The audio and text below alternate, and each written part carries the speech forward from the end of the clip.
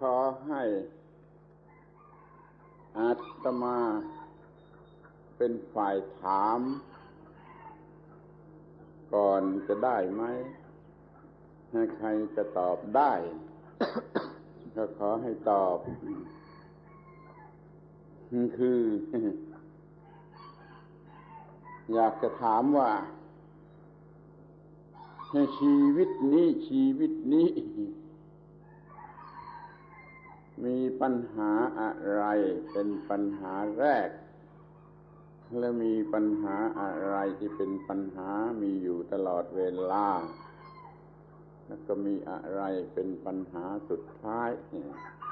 ชีวิตนี้มีอะไรเป็นปัญหาแรกมีอะไรเป็นปัญหาตลอดเวลามีอะไรเป็นปัญหาสุดท้ายใครตอบได้คือใครรู้แล้วใครตอบได้ช่วยตอบทีอาจารย์ครับวันนี้ผมหมดแรงขอให้พูดสั้นๆถ้าอาจารย์พูดยาวๆผมแปลไม่ไหว3 ปัญหา 3 หัวข้อ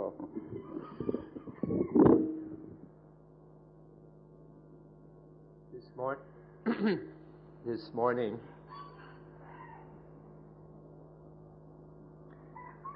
is it okay if I ask you some questions to start with? I'd like to ask, in life, what is the first question?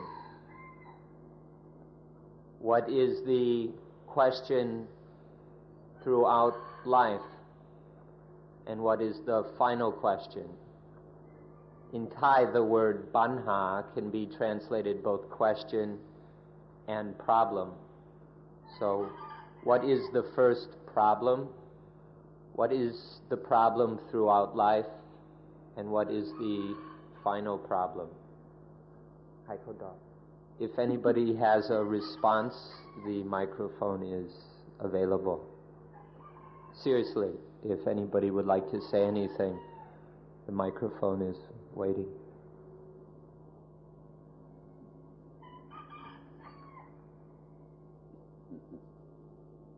Maybe it helps.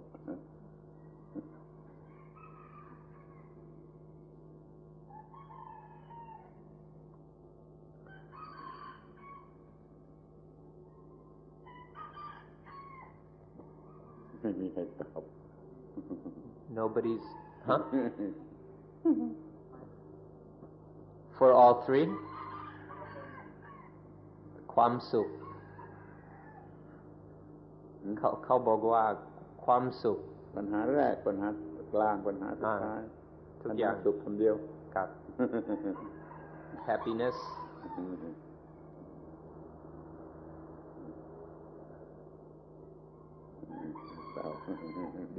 ดี It's always seemed to me that the question is, what is the question? Because once we have that question, we'll have the answer. And that's something that I've sat with for a long time. Gertrude Stein, on her deathbed, said she didn't know the answer, but she might be getting somehow closer to the question. เขาบอกว่าถ้าไม่ต้องมีคำตอบมีแต่คำถามก็ถ้าเรามีคำถามที่ถูกต้อง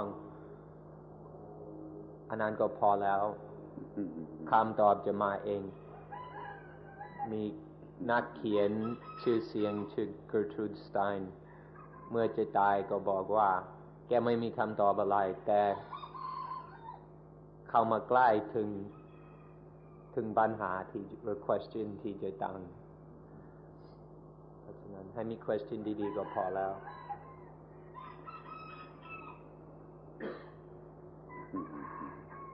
ไม่มีใครตอบ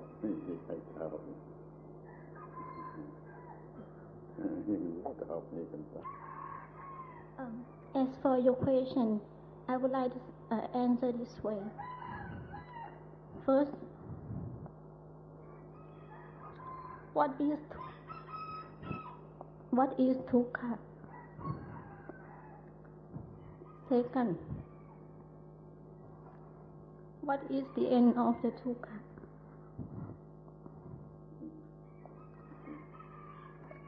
And the last,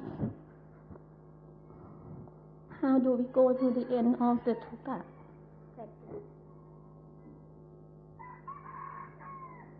จันเข้าใจไหม เขาว่าอย่างไง เพราะว่าสำหรับคำถามแรกก็ทุกข์คืออะไรอันที่สองอะไรคือการดับทุกข์หรือหมดทุกข์และสามจะดับทุกข์ได้ยังไงเป็นข้อสุดท้ายที่สามก็ควรจะเป็นว่าดับทุกข์แล้วจะได้อะไรดีกว่าดับทุกข์คืออะไรจะดับอย่างไรดับแล้วจะได้อะไรนั่นจะดีกว่า Ajahn Buddhadasa suggests that for the third one, if the first question is what is dukkha, and second, what is the end of dukkha, the final question ought to be, if one ends dukkha, what will one get from it? Is it worth it? Is it beneficial? Somebody else? I saw a few. Well, I have watched a baby being born, and I have watched a person dying. And in both cases, the first issue was the first breath, and the last issue was the last breath. ฉันเคยเห็นเด็กคลอดออกมาและเคยดูคนตายในเรื่องแรกเรื่องประเด็นหรือเรื่องแรกก็คือหายใจครั้งแรกในเรื่องคนตายเรื่องสุดท้ายก็คือหายใจครั้งสุดท้ายเป็นปัญหาว่าอย่างไร He's saying what kind of a problem is that or what question is that มีคน แต่เขาไม่ได้เป็นปัญหาอาจารย์ถามเขาก็ตอบเขาไม่ต้องมีปัญหาเขาตอบปัญหาก็ไม่มีปัญหา I think the first problem is one of uncertainty in life, not knowing what to do. If there is a problem, that is the major problem in life. The first question was problems now.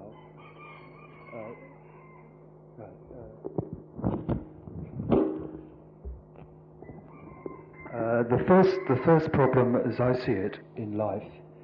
given that there is a problem, is a question of uncertainty about opportunities which come, about the way to react to opportunities, about not knowing from the inside. That is what I see as a problem of the moment, if there is a problem. ปัญหาอันแรกก็คือความไม่แน่ใจว่ามีปัญหาความไม่แน่ใจในโอกาสหรืออะไรที่เกิดขึ้นในชีวิตที่จะทำอย่างไรกับมันความไม่แน่ใจความลังเลก็เป็นปัญหาแรกที่สองปัญหาที่สอง Did you how about the second one? I forgot the second question. What is the problem throughout life? ปัญหาที่สองที่สาม Again, if I am to make a problem out of throughout life, I would say the problem throughout life is to be uncertain. Uncertainty is what I regard to be the chief problem in the human disorder. เขาตอบอย่างเดียวกันความไม่แน่ใจ but you don't have to make problems I don't have to, no. I'm just answering question ทั้งสามปัญหาคือความไม่แน่ใจรวมกันทั้งสามปัญหาครับ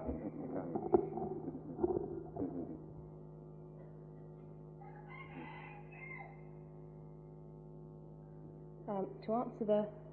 question as a problem rather than a question, the first problem in life is me. It continues being a problem.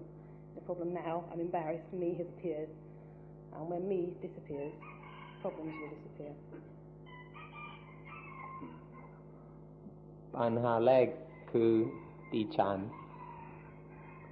และปัญหาตลอดเวลา คือดีจังเพราะว่าเดี๋ยวนี้กำลังละอายที่จะพูดแต่เมื่อปัญหานี้หมด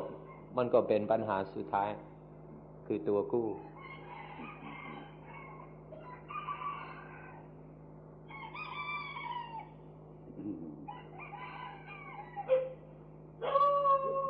แสดงว่าไม่เคยคิด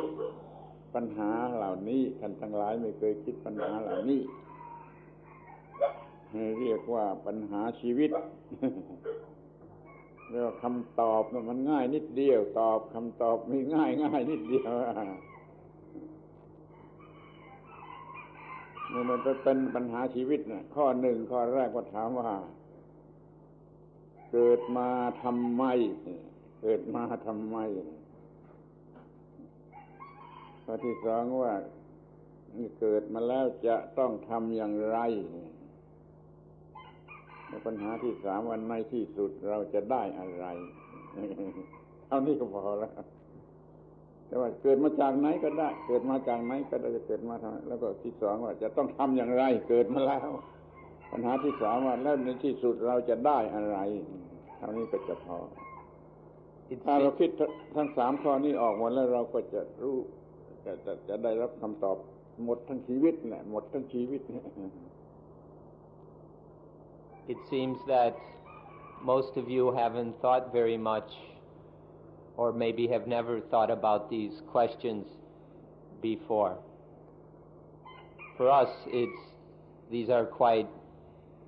important yet simple questions. We would suggest that the first question is, once we are born, we ought to be asking, why were we born? Which means not what causes in the past, but for what purpose are we born? The second question seems to us that we should be asking throughout life is, here we are born in this world, what are we going to do about it? Here we are born as living human beings, what should we be doing? And the third question,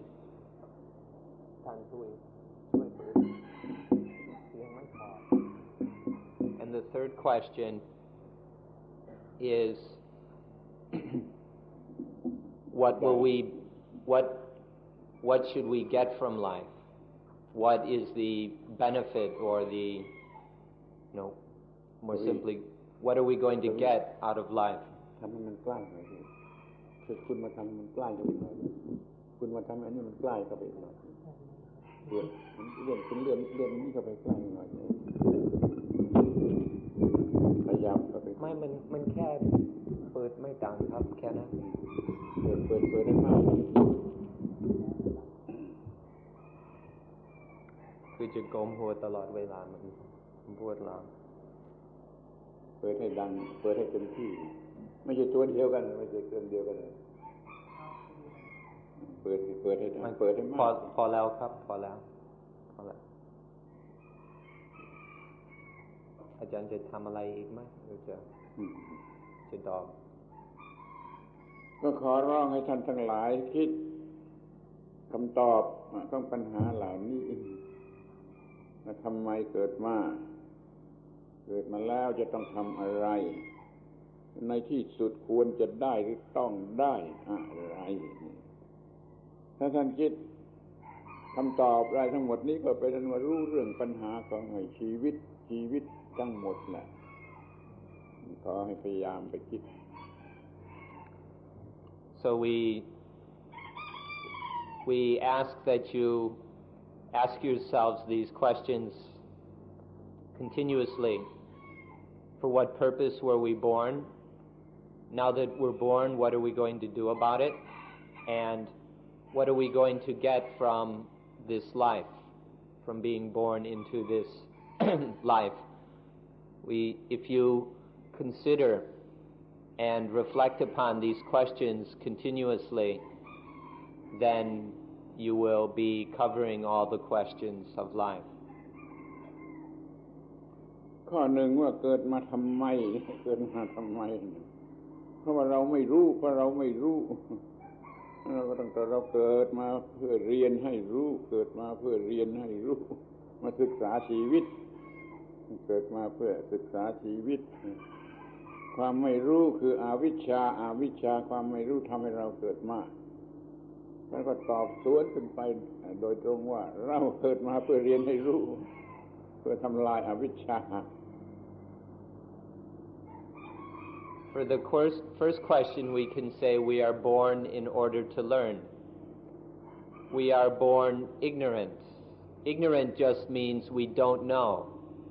Pali word is avijja, which means not knowing.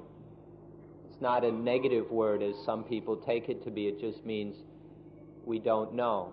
And so we are born in order to learn, in order to replace ignorance with correct understanding. ที่ปัญหาที่สองว่าเดี๋ยวนี้เราจะต้องทำอะไรตลอดชีวิตพวกชาวพุทธก็ใช้โวหารชาวพุทธตอบว่าฆ่าอวิชชาทำลายอวิชชาฆ่าอวิชชาฆ่าอวิชชาจนตลอดชีวิต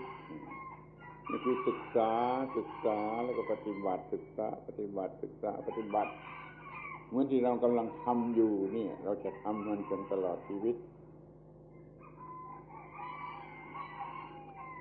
For the second question, what are we going to do throughout life? Buddhists would answer that the thing to do is to kill ignorance, to destroy ignorance, to get rid of ignorance so that it no longer runs our lives. This is what we ought to be working on throughout life, to get rid of,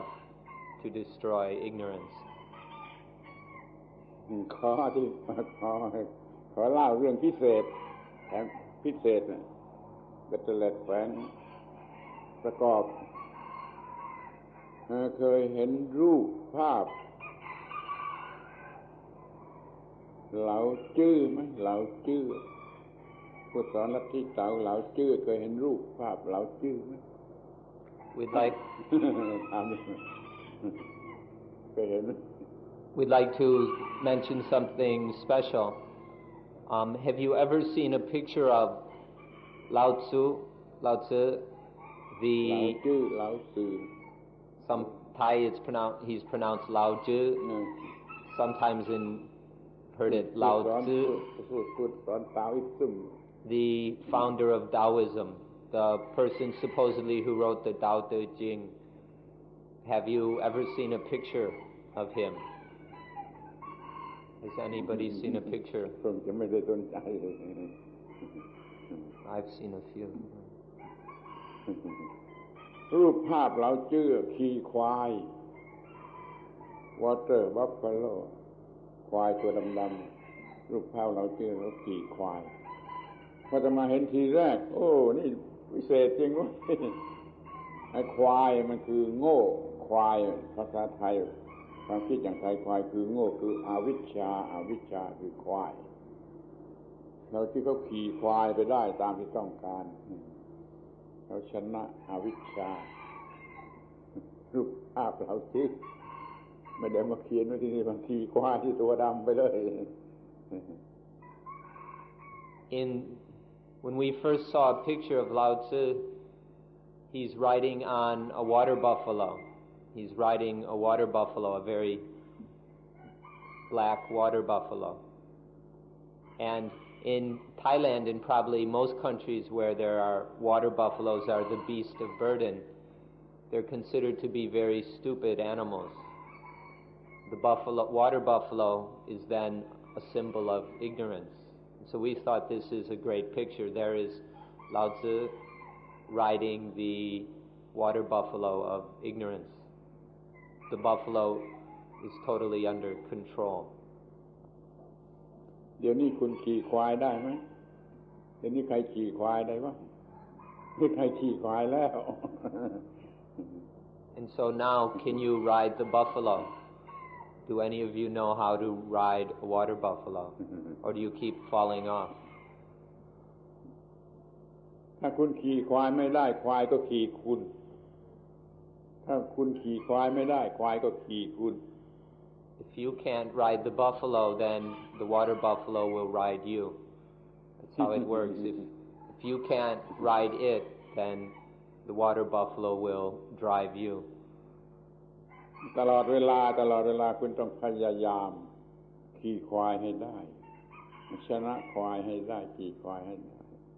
ชนะอวิชชาให้ได้ All the time in life you must try to ride the water buffalo, to be in charge and not let the water buffalo ride you. เที่ยวไปทั่วโลกคือหาวิธีขี่ควายให้ได้ So as you travel around the world, find a way to ride the water buffalo. ในการเรียนเรื่องปฏิจจสมุปบาทปฏิบัติอานาปานสติภาวนาก็คือการพยายามขี่ควายให้ได้นั่นเองพยายามขี่ควายให้ได้โดยวิธีนี้ So we practice anapanasati, this kind of anapanasati meditation, in order to learn to ride the water buffalo.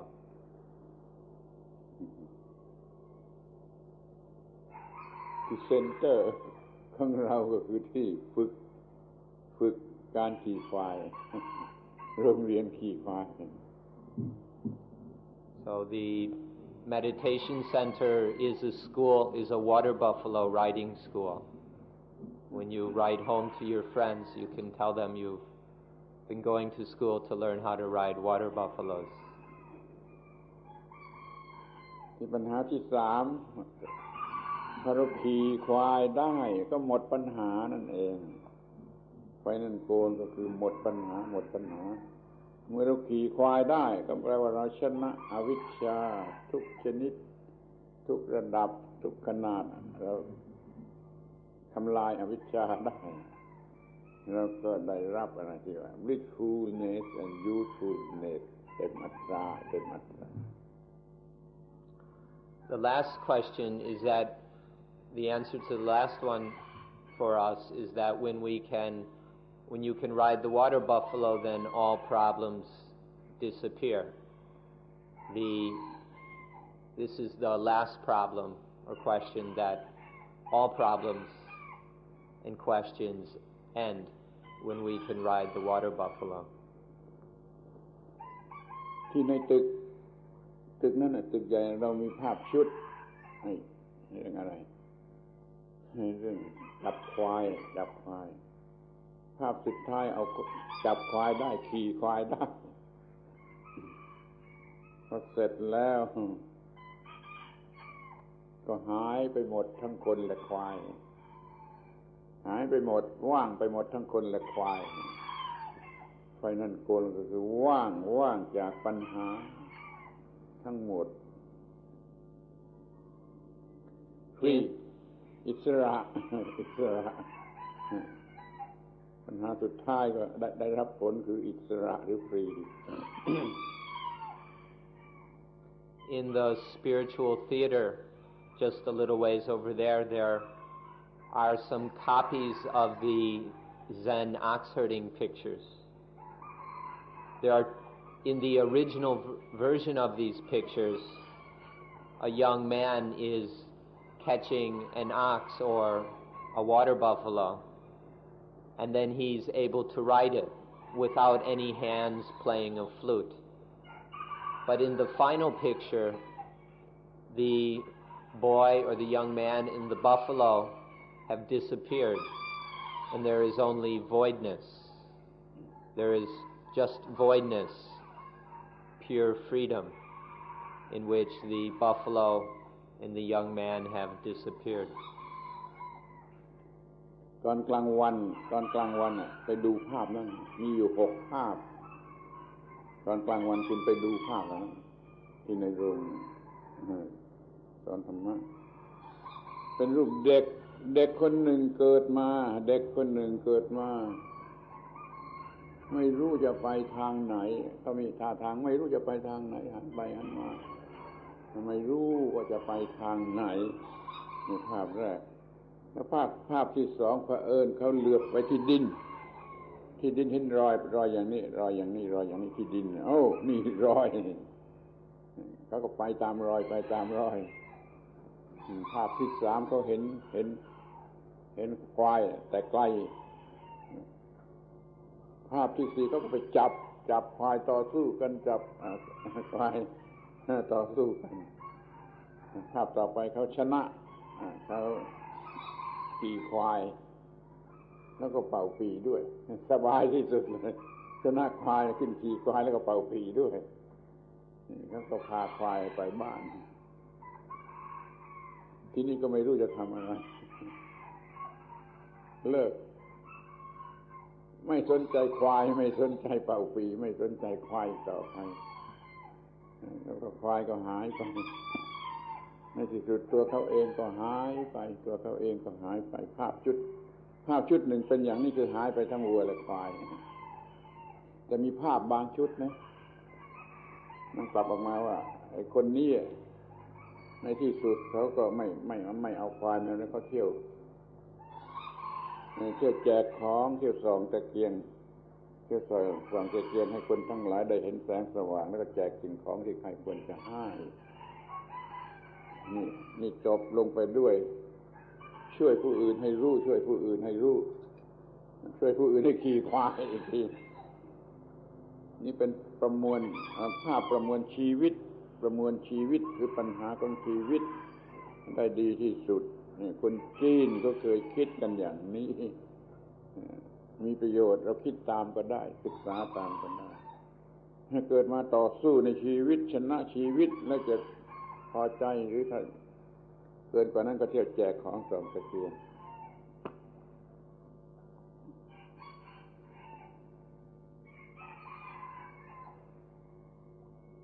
The first picture,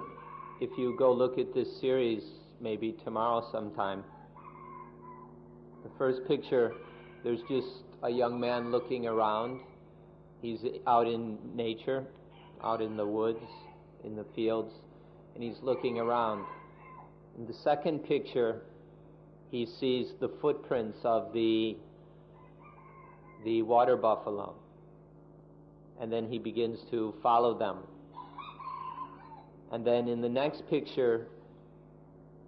sticking out from behind a clump of grass, he sees the rear end of the water buffalo. And then he's chasing after it, and he gets out his rope, and he manages to get the rope around the buffalo's neck. And then there's a big battle, just as many of you are going through in meditation, where the rope of mindfulness is on the water buffalo, but it's a tremendous struggle. Finally, he manages to tame the water buffalo enough that he can ride on its back, but he still has to hold the rope very tightly. But then, after a while, the water buffalo becomes even calmer, and it's no longer to hold the rope. The water buffalo will just follow the young man's wishes, and so he can sit on the back playing a flute very naturally. And then in the final picture, both of them disappear. There's no water buffalo, there's no young man. There's just voidness, perfect freedom, perfect peace, total voidness. The original set of pictures goes like that, but later another version was made that follows the same sequence, but after the voidness,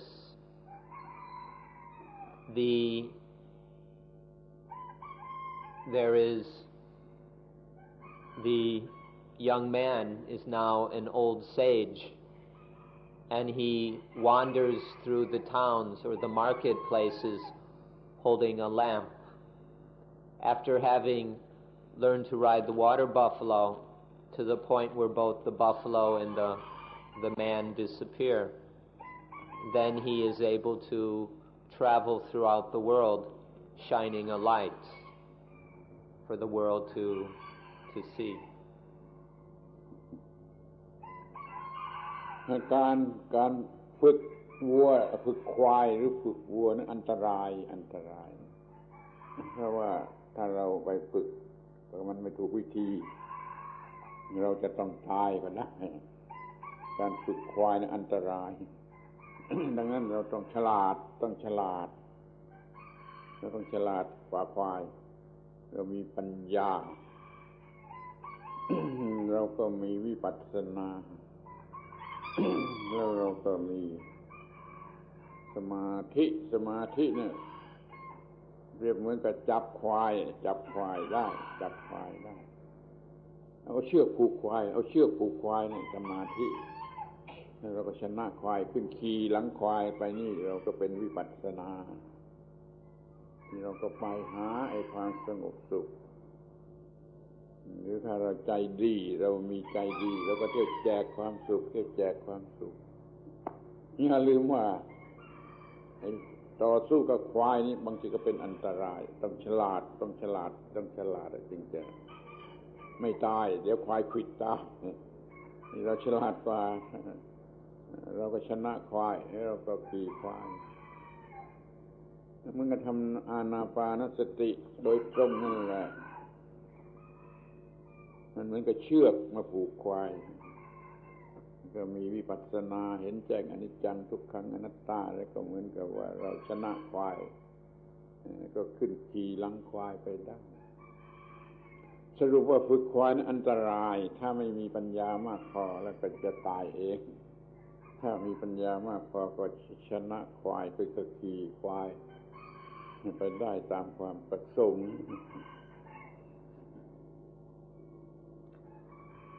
To struggle with the water buffalo can be very dangerous. And so one has to have wisdom. If one fights the water buffalo foolishly, then with just a flick of its head, it can catch you on its horn and you're dead. So to struggle with the water buffalo, one needs wisdom or insight. And for insight, there must be samadhi. The mind must be clear, stable, and thoroughly alert. It begins, however, with mindfulness. One starts with mindfulness to start to look for the buffalo until one is able to keep one's eyes on the buffalo. And then one can get the rope around the buffalo's neck until one can ride the buffalo.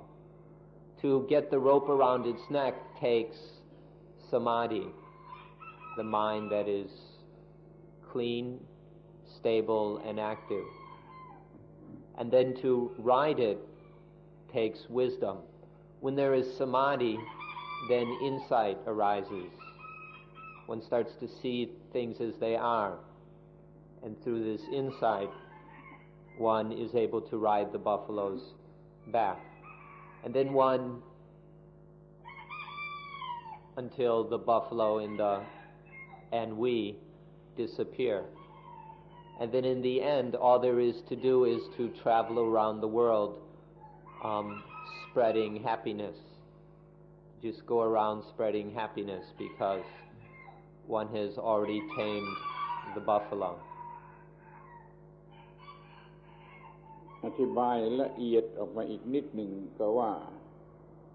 การที่จะฝึกควายฝึกม้าฝึกช้างฝึกอันนี้เขาต้องมีหลักโพลเสาปักในดินอย่างแข็งแรงที่สุด แล้วเขาก็เอาเชือกมาผูกควายเข้ากับหลักให้มันอยู่ที่หลักให้มันอยู่กับหลักแล้วเราก็ฝึกอย่างนั้นฝึกอย่างนี้ฝึกอย่างโน้นจนมันเข้าใจคำพูดจนมันเข้าใจทำตามคำสั่ง ไอ้หลักที่ปักนี่คือลมหายใจอานาปานสติคือลมหายใจเดี๋ยวมันก็หลักนะแล้วเราก็มีสติมันก็เชือกมันผูกควายเข้าไว้กับหลัก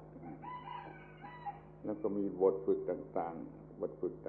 นเป็นปัญญาเป็นวิปัสสนาจน ควายนั้นเข้าใจคำพูดเข้าใจคำสั่งเข้าใจปฏิบัติตามอะไรได้ คำว่าโยคะมันแปลว่าผูกแปลว่าผูกโยคะทำโยคะเป็นโยคีก็คือผู้ที่ผูกควายผูกสัตว์ให้ติดกับหลักแล้วก็ฝึกเรียกว่าทำโยคะก็เป็นโยคีนี่เราจงฝึกควายชีวิตที่โง่มันเป็นชีวิตที่ฉลาดไล่ความโง่หายไปเป็นชีวิตที่ฉลาดนั่นแหละคือเรื่องของเราเองโดยตรง To train a water buffalo or a wild steer, one needs a stake. One pounds a very firm stake or pole into the ground in order to tie the buffalo down. You have to, if you use too short a rope, it won't work, but one has to have something to tie it down. And then you give it enough rope to work with. And then one begins to study the buffalo, the animal. And through studying it, one comes to understand it more and more and is able to calm it down until one understands it thoroughly. And then one can train it to do whatever we need it to do, to ride it, to pull our carts, to plow the fields, whatever work needs to be done, we train the buffalo accordingly. In the similar way, when we practice anapanasati, we use the breathing as the stake and tie the buffalo to the stake with mindfulness. And then we calm it and study it, until we can train it, until there is more and more insight, more and more vipassana, and we can train it to do whatever needs to be done. The word yoga, which many of you can have heard, literally means to tie. And so yoga properly isn't a bunch of bending postures or anything with the body, but the real meaning of yoga is to tie down the buffalo and then to train it until it's thoroughly under our control. But here, our doesn't mean the ego or the self. It means thoroughly under the control of wisdom. ที่นี่คุณก็เห็นได้ง่ายว่าสติมันก็เชือกสำหรับผูกควายนะถ้าเชือกมันขาดนะต่อสู้กันกับควายไอ้เชือกมันขาดควายมันก็หนีไปต้องไปจับมันมาผูกกันใหม่ทุกทีที่เชือกมันขาดควายมันก็หนีไป เมื่อคุณฝึกสมาธิที่เซ็นเตอร์นะคุณทำเชือกขาดกี่ครั้งคือสมาธิล้มเหลวกี่ครั้งถ้าคุณทำเชือกมันขาดถ้าเชือกมันขาดควายมันก็หนีไปทำเชือกขาดกี่ครั้งทุกคนก็รู้เองกี่ครั้งจำไว้ดีๆ So the rope is like mindfulness, obviously. If the rope breaks, the buffalo runs away. So when you've been practicing meditation,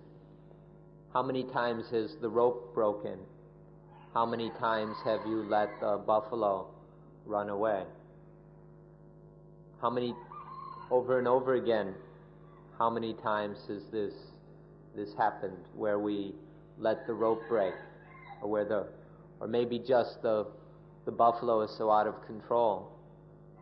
that it breaks the rope and we let it get away. ถ้าเรามีสติดีก็คือเรามีเชือกดีถ้าเรามีสติดีแล้วก็มีเชือกดีมันก็ไม่ขาดแล้วก็ผูกควายได้แล้วก็ฝึกควายได้แล้วก็ใช้ประโยชน์แก่ควายได้เรื่องก็จบเราเกิดมาเพื่อฝึกควายเกิดมาเพื่อฝึกควายกันฝึกควายได้แล้วเราก็ได้รับผลดีที่สุดอย่างที่ว่ามาแล้วเป็นเกรดอย่างดีจากพระเจ้า blissful and usefulness. So if we practice until the rope doesn't break anymore, once we can keep the rope on the buffalo, then we can really begin to train it until it is calm and we understand it thoroughly. And then when the water buffalo is thoroughly under our control, the kind of natural control where you don't need the rope anymore, or where the rope, you don't have to use any force anymore, then we've accomplished what needs to be accomplished and achieved or received the best thing in life, which you can call grace, the word very popular among Christians, the grace of God. One has received this grace when the water buffalo is totally at your control without having to use any force. ถ้าคุณฝึกที่นี่ที่เซ็นเตอร์นี่ฝึกไม่สำเร็จคุณก็ต้องพาควายไปบ้าน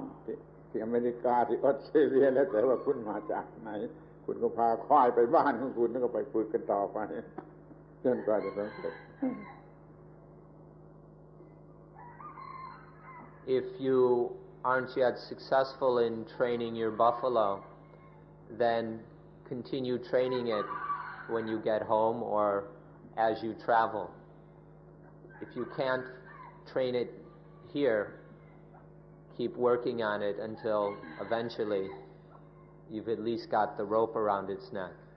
and then slowly it will get calmer and you'll understand it more and more. So keep trying, keep working at it. คุณมาอย่างทัวริสต์แล้วคุณก็ไม่ได้เป็นพิลกริมคือคุณก็เป็นผู้เลี้ยงควายพาควายกลับไปบ้าน You came here as tourists, and now you'll leave as pilgrims, taking very, very good care and raising your buffalo with more and more wisdom. ชีวิตนี่คือควาย This life is the water buffalo.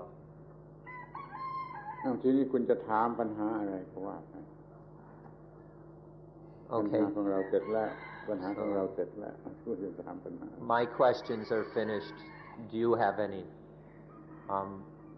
If anybody has one that they'd like to ask now, that's fine. Otherwise, I'll read the written ones. How does one keep from thinking so much and dwelling on the past so much when one is trying to meditate and still get some insight? เมื่อจะพยายามฝึกสมาธิและได้วิปัสสนาทำอย่างไรจึงจะไม่คิดถึงเรื่องอดีตทำอย่างไรจะการคิดในอดีตนั่นแหละคุณทำไม่สำเร็จยังไงเมื่อคุณทำสมาธิแล้วคุณไปคิดถึงเรื่องอดีตก็คือเชือกมันขาดสติไม่ดีคือเชือกไม่ดีแล้วก็เชือกมันขาดควายมันก็หนีไปไม่มีอะไรมีแต่นั้นคุณต้องมีเชือกดีๆมีสติดีๆสติเพิ่มขึ้นสติมากขึ้นสติดีๆนี่ก็คือเชือกมันไม่ขาดคุณก็เอาควายไว้ได้ Well, that means you're not very good at training the buffalo. when you start thinking about the past, that means the rope broke, and you let the buffalo run away. So you've got to find a better rope. Got to get a good rope that won't break so easily, or won't break at all. เชือกไม่ดีไปซื้อเชือกดีๆมาสิเชือกของคุณไม่ดีไปซื้อเชือกดีๆ Your rope isn't any good, so go buy a better one. แล้วซื้อยังไงไปเลือกใหม่หาใหม่หายังไงหายังไงฝึกนั่นแหละเลือกก็ฝึกคือฝึกสติกำหนดสติกำหนดอารมณ์ลมหายใจให้ดีได้สติใหม่สติดีก็ไม่ขาดเชือกก็ไม่ขาด So you ทำสติให้มากขึ้นให้ดีขึ้นให้จริงขึ้น Now you can't go and buy mindfulness in a store, so you have to just keep looking in yourself until you really got mindfulness. Most of us still have a very incomplete or shaky understanding of mindfulness. So keep working at being aware of the breathing. Keep learning to pay attention to the breathing until there's real mindfulness, until you've developed good mindfulness. เมื่อคุณหัดขี่รถจักรยานคุณล้มกี่ครั้งหรือไม่ล้มเลย When you learned how to ride a bicycle, how many times did you fall off? หรือไม่ล้มเลย Or you didn't ever fall off at all? 3-4 ครั้ง 3-4 ครั้งนั้นทุกครั้งมันสอนการล้มน่ะมันสอนการล้มนั่นเองมันสอนไม่ใช่ครูที่ไหนมาสอนการล้มน่ะมันสอนเราก็ล้มหลายครั้งคือว่าจิตฟุ้งซ่านนี้ไปหลายครั้ง And every time you fell off, it taught you. Falling off taught you. There wasn't some teacher who taught you how to ride the bicycle. It was falling off that taught you. ทุกครั้งมันสอนล้มทุกครั้งมันสอนไม่ใช่เฉยๆทุกครั้งที่ล้มมันสอน Don't overlook this. Don't think that you just fall off and that's all. But every falling off teaches us.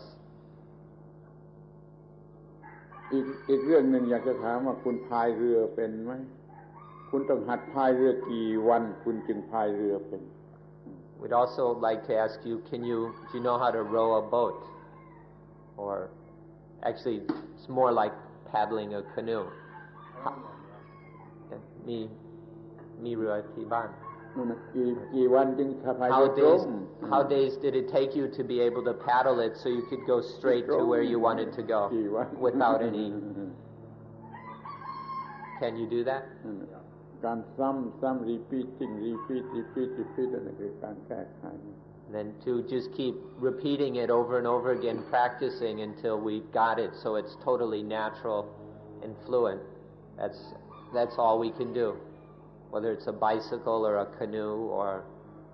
mindfulness with breathing. คุณขี่รถจักรยานโดยปล่อยมือได้ไหม Can you ride a bicycle without using your hands? Let your hand go. ได้ไหม พักหนึ่ง กี่วันจึงจะได้ล้มกี่ครั้งกี่วัน And how much more time did it learn how to do that? To ride without any hands.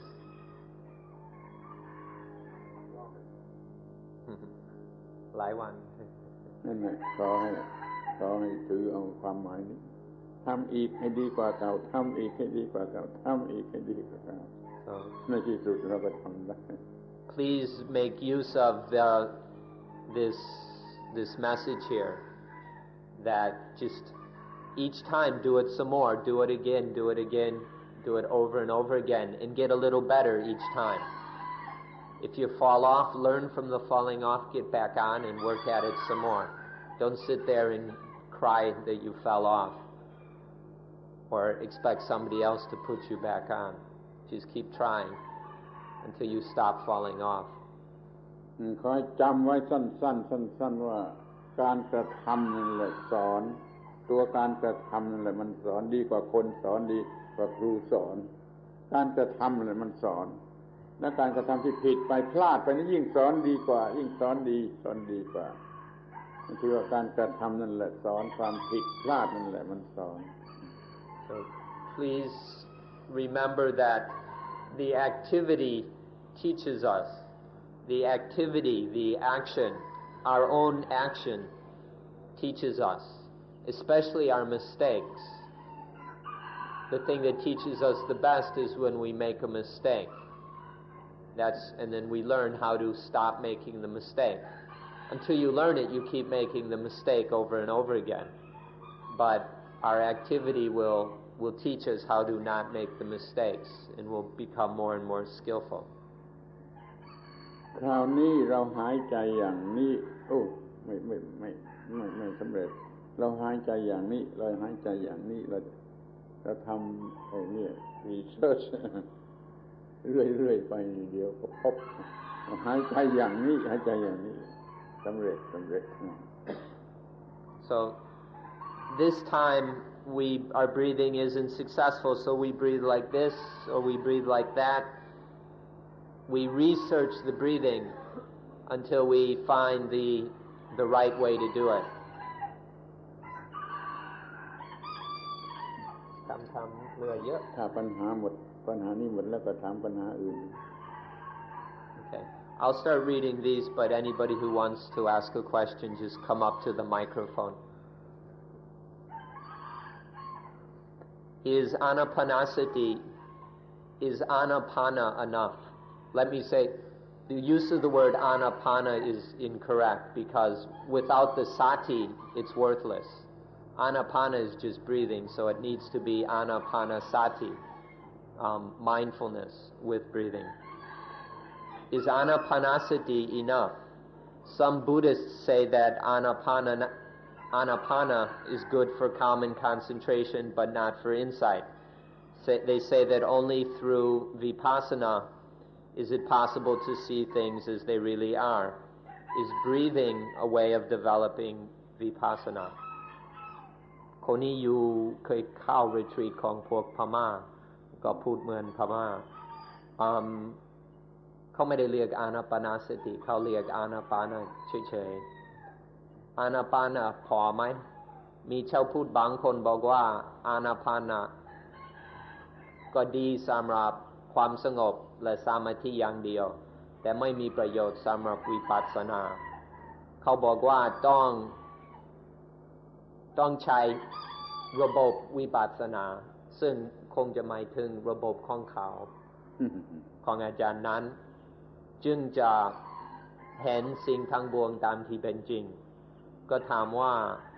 การหายใจเป็นทางที่จะเกิดวิปัสสนาหรือไม่ก็แบ่งเป็น4หมวดแล้วหมวดที่4วิปัสสนาเต็มที่วิปัสสนาเต็มที่หมวดที่1ที่2ที่3มีวิปัสสนาน้อยแทบจะมองไม่เห็นคือมีสมาธิเต็มที่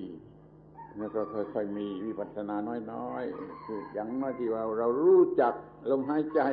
เข้าใจเรื่องลมหายใจนี่ก็เป็นวิปัสสนาน้อยเรารู้จักปีติแต่ความสุขก็เป็นวิปัสสนาน้อยถ้ารู้เรื่องความจริงอะไรต่างๆของจิตจนสามารถควบคุมจิตนี่เราก็มีวิปัสสนามากขึ้นพอเราเห็นอนิจจังในวิปัสสนาเต็มที่พอวิราคะนิโรธะเราก็ได้ผลของวิปัสสนาอานาปานะแปลว่าลมหายใจเข้าออกไม่ได้หมายถึงสติแล้วนั่นเขาเรียกไม่ถูกอานะกับอาปานะแปลว่าลมหายใจเข้าออกอานาปานสติกำหนดสิ่งใดสิ่งหนึ่งอยู่ทุดอย่างใดอย่างหนึ่งอยู่ทุกครั้งที่หายใจเข้าออกจึงจะเรียกว่าอานาปานสติอานาปานะคือลมเท่านั้นลมเท่านั้นสตินี่กำหนดลมกำหนดสิ่งใดสิ่งหนึ่งอยู่ทุกครั้งที่หายใจเข้าออกคำนี้ต้องแปลถูกต้องนะอานาปานสติกำหนดอยู่ที่ทรุธหรืออะไรที่เป็นความจริงที่เกี่ยวอยู่กับสิ่งนั้นกำหนดสิ่งนั้นอยู่ทุกครั้งที่หายใจเข้าออกไอ้สิ่งที่ถูกกำหนดนี้จะเปลี่ยนไปถึง16อย่าง16ขั้นสิ่งที่ถูกกำหนดจะเปลี่ยนไปถึง16อย่าง The question is a little bit confused. First of all, to use the word anapana is not correct. Anapana just means breathing. And of course, if you're just breathing, I mean, you've been doing that since the day you were born, and you'll continue doing it till the day you die. The proper name for it is anapanasati. There's the breathing and mindfulness with the breathing. If it's just breathing, it's no big deal. You're not going to learn anything new. There needs to be mindfulness with the breathing. So it's important. Ana means breathing in, pana means to breathe out. So it's mindfulness with breathing in and out. Please don't forget the mindfulness. As soon as you leave off the mindfulness, you're totally lost. Now, also have to be careful how we interpret this mindfulness with breathing in and out. Some people have a very narrow interpretation that it's just mindfulness of breathing, that you're just obsessed with the breathing. But if you examine the way the Buddha taught it, it should be translated mindfulness with breathing, because one is mindful of some reality of nature while breathing in and breathing out. If you examine the Buddha's teaching on this, at first you're mindful of things directly associated with the breathing. But as it's been taught to you here, you should understand by now that there's also mindfulness of the feelings, mindfulness of the mind, and most of all, mindfulness of Dhammas. So it's not just mindfulness of the breathing, but with the breathing one is mindful of these different things. And if the object of our mindfulness and investigation changes, and there are altogether 16 objects of mindfulness, 16 truths of nature that we are mindful of. Now the last group of these, those concerned with Dhamma, these are purely vipassana. Mindfulness with breathing as the Buddha taught it. The fourth area, which is Dhamma, is what is totally vipassana. It's pure vipassana. The other areas with the body, the feelings, and the mind, that's not pure vipassana, but in fact there will be lots of little insights. Just insight into the way the breathing works, an insight into how to calm the breathing. Those are genuine insights, but they're little ones that you don't they don't really stand out. You may not notice them. So if it's just mindfulness of the breathing, or mindfulness of the feelings, or even just mindfulness of the mind, of states of mind, there will be little insights. But it's only in the final section where there's direct mindfulness of impermanence, fading away, the quenching of attachment, and tossing back. This is the pure vipassana. ตัวอย่างเช่นเมื่อท่านเห็นหรือเข้าใจหรือรู้ experience โดยที่ว่าถ้าลมหายใจละเอียดระงับร่างกายนี่ก็ปล่อยละเอียดและระงับการรู้เห็นเพียงเท่านี้ก็เรียกว่าวิปัสสนาได้แล้วไม่เป็นอย่างอ่อนๆอย่างเบื้องต้นเริ่มต้นมันมีวิปัสสนาน้อยๆไปเลยแต่ขั้นที่1กัน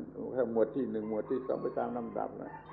ไปเต็มที่ในหมวดที่4You should know that if you are aware of and understanding that if we breathe in a long, deep, natural way,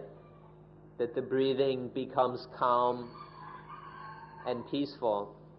and then the body is calmed and the tension in the body goes away. If you see this for yourself, not thinking about it, but you would see this for yourself, that is considered a kind of vipassana. This is a weak, it's still weak, it's not complete, but this is considered to be some insight. And then through this is deepened and developed further until it becomes full vipassana in the last stage of practice. เมื่อมองเห็นหรือรู้สึกว่าเวทนาน่ะแรปเจอแฮปปี้เนสก็ตามมันปรุงแต่งความคิดมันทำให้เกิดซอดความคิดพอเห็นความจริงข้อนี้ก็เรียกว่าวิปัสสนาน่าจะยังน้อยอยู่ยังเล็กอยู่วิปัสสนา When one is mindful of the feelings of satisfaction, of rapture, and then you see how these concoct thinking, if you see how this excited, happy feeling stirs up thoughts, that's insight. That's a little bit of insight, although it's not yet full.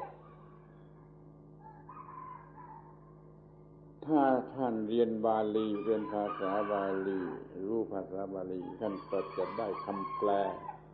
ที่ถูกต้องของคำว่าอานาปานสติช่วยฟังให้ดีช่วยจำดีว่าอานาปานสติถ้าแปลอย่างถูกต้องตามภาษาบาลีมันก็แปลว่าสติกำหนดอยู่ที่ truth หรือ fact ก็ได้ truth หรือ fact ของธรรมชาติอย่างใดอย่างหนึ่งอยู่กำหนดอยู่ทุกครั้งที่หายใจออกและหายใจเข้าสติกำหนดอยู่ที่ธรรมะ truth หรือ fact อย่างใดอย่างหนึ่งก็ได้เนี่ยแต่อยู่ทุกหายใจออกและเข้าอย่างนี้ก็เรียกว่าอานาปานสติ If you studied the Pali language, then you would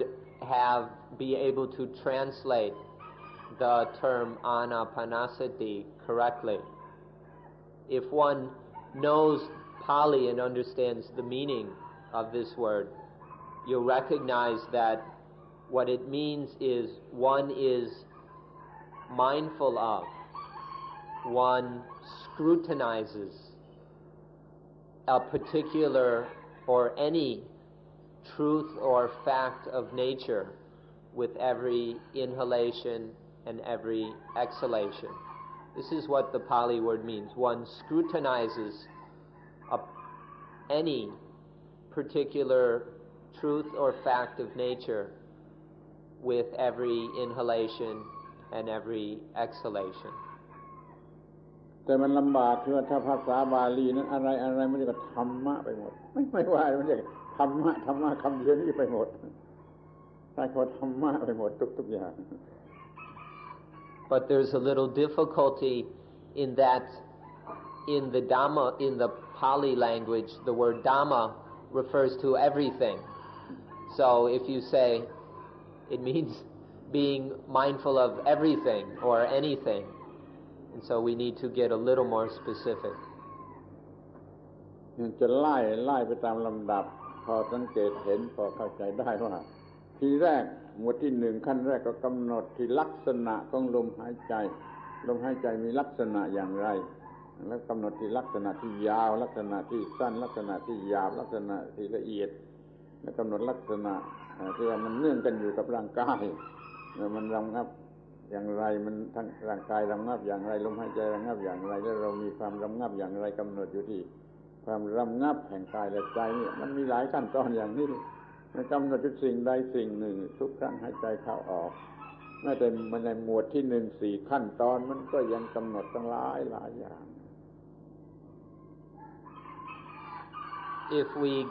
If we review Anapanasati from step to step from the very beginning, you'll see that the first lessons are dealing with characteristics, qualities, features of the breathing. It's scrutinizing different qualities and characteristics of the breathing, the longness of the breathing, the shortness of the breathing, the fineness, the calmness of the breathing. This is what is scrutinized in the step by step in the first lessons. ก็ท่านทราบอยู่แล้วว่าจัดเป็น16ขั้นว่ามันมีอารมณ์หรือ object ที่จะกำหนดนั่นก็16อย่างแล้วใน1อย่างมันยังแยกครับอย่างนั้นอย่างนี้ได้หลายๆอย่างมันเป็นหลาย10อย่างแต่ว่าเอาใจความสำคัญว่ามัน16อย่างกำหนดอยู่ที่อย่างใดอย่างหนึ่งทุกครั้งที่หายใจออกเข้าออก You know now that there are 16 lessons or topics for our study and investigation while breathing in and breathing out. Actually, we could specify far more if we wanted to, because we could be much more detailed about them. But to speak of 16 is sufficient without getting too complicated and overly detailed. So there are these 16 different objects for our scrutiny. It's not just being mindful of the breathing. There's far more to do than that. ที่ไม่เกี่ยวกับธรรมะหรือศาสนาหรือพุทธศาสนาคำนี้ก็ยังใช้ได้ว่าในเรื่องที่ไม่เกี่ยวกับศาสนาเช่นท่านคิดถึงบ้านที่เมืองนอกอยู่ทุกครั้งที่หายใจเข้าออกก็เรียกว่าท่านมีอานาปานสติเหมือนกันแต่ไม่เกี่ยวกับธรรมะ This word can even be used for things that have nothing to do with Dhamma. For example, instead of practicing the 16 lessons, you can just spend your time thinking of home. And that would be a kind of, if you do that with every inhalation and every exhalation, then that's a kind of anapanasati also, although it has nothing to do with Dhamma. ในทางที่เลวร้ายให้โทษเป็นของเลวร้ายก็ทำได้เช่นว่าท่านเกลียดใครอยู่คนหนึ่งนะท่านเกลียดเขาอยู่คนนั้นท่านนึกถึงหน้าของเขานึกถึงการกระทำของเขาอยู่ทุกครั้งที่หายใจเข้าออกทุกครั้งหายใจนึกถึงหน้าของเขานึกถึงความเลวของเขานี่ก็เรียกว่าอานาปานสติเหมือนกันจะเป็นฝ่ายเลวร้ายให้โทษอานาปานสติชนิดนี้ให้โทษไม่มีประโยชน์ให้โทษ Even in a harmful and nasty way, one can, if for example you hate somebody and you just sit there thinking about what they've done and why you hate them and on, while with every inhalation and every exhalation you're just thinking about how much you hate this person. Although this is quite harmful for you, you can call it a kind of stupid anapanasati. ถ้ากล่าวว่าเป็นอานาปานสติในพระพุทธศาสนาก็คือ16ขั้นนั่นแหละ16ขั้นที่ท่านได้ฝึกนั่นน่ะคืออานาปานสติในพุทธศาสนานอกพุทธศาสนาก็ยังมีอย่างเลวอย่างเป็นอันตรายก็มีไม่มีประโยชน์ก็มี If we speak about the Buddha's anapanasati, then we're talking about the 16 lessons of anapanasati which the Buddha taught. Outside of Buddhism, however, there are other forms of anapanasati. Some of them are just kind of useless, and there are even forms which are dangerous.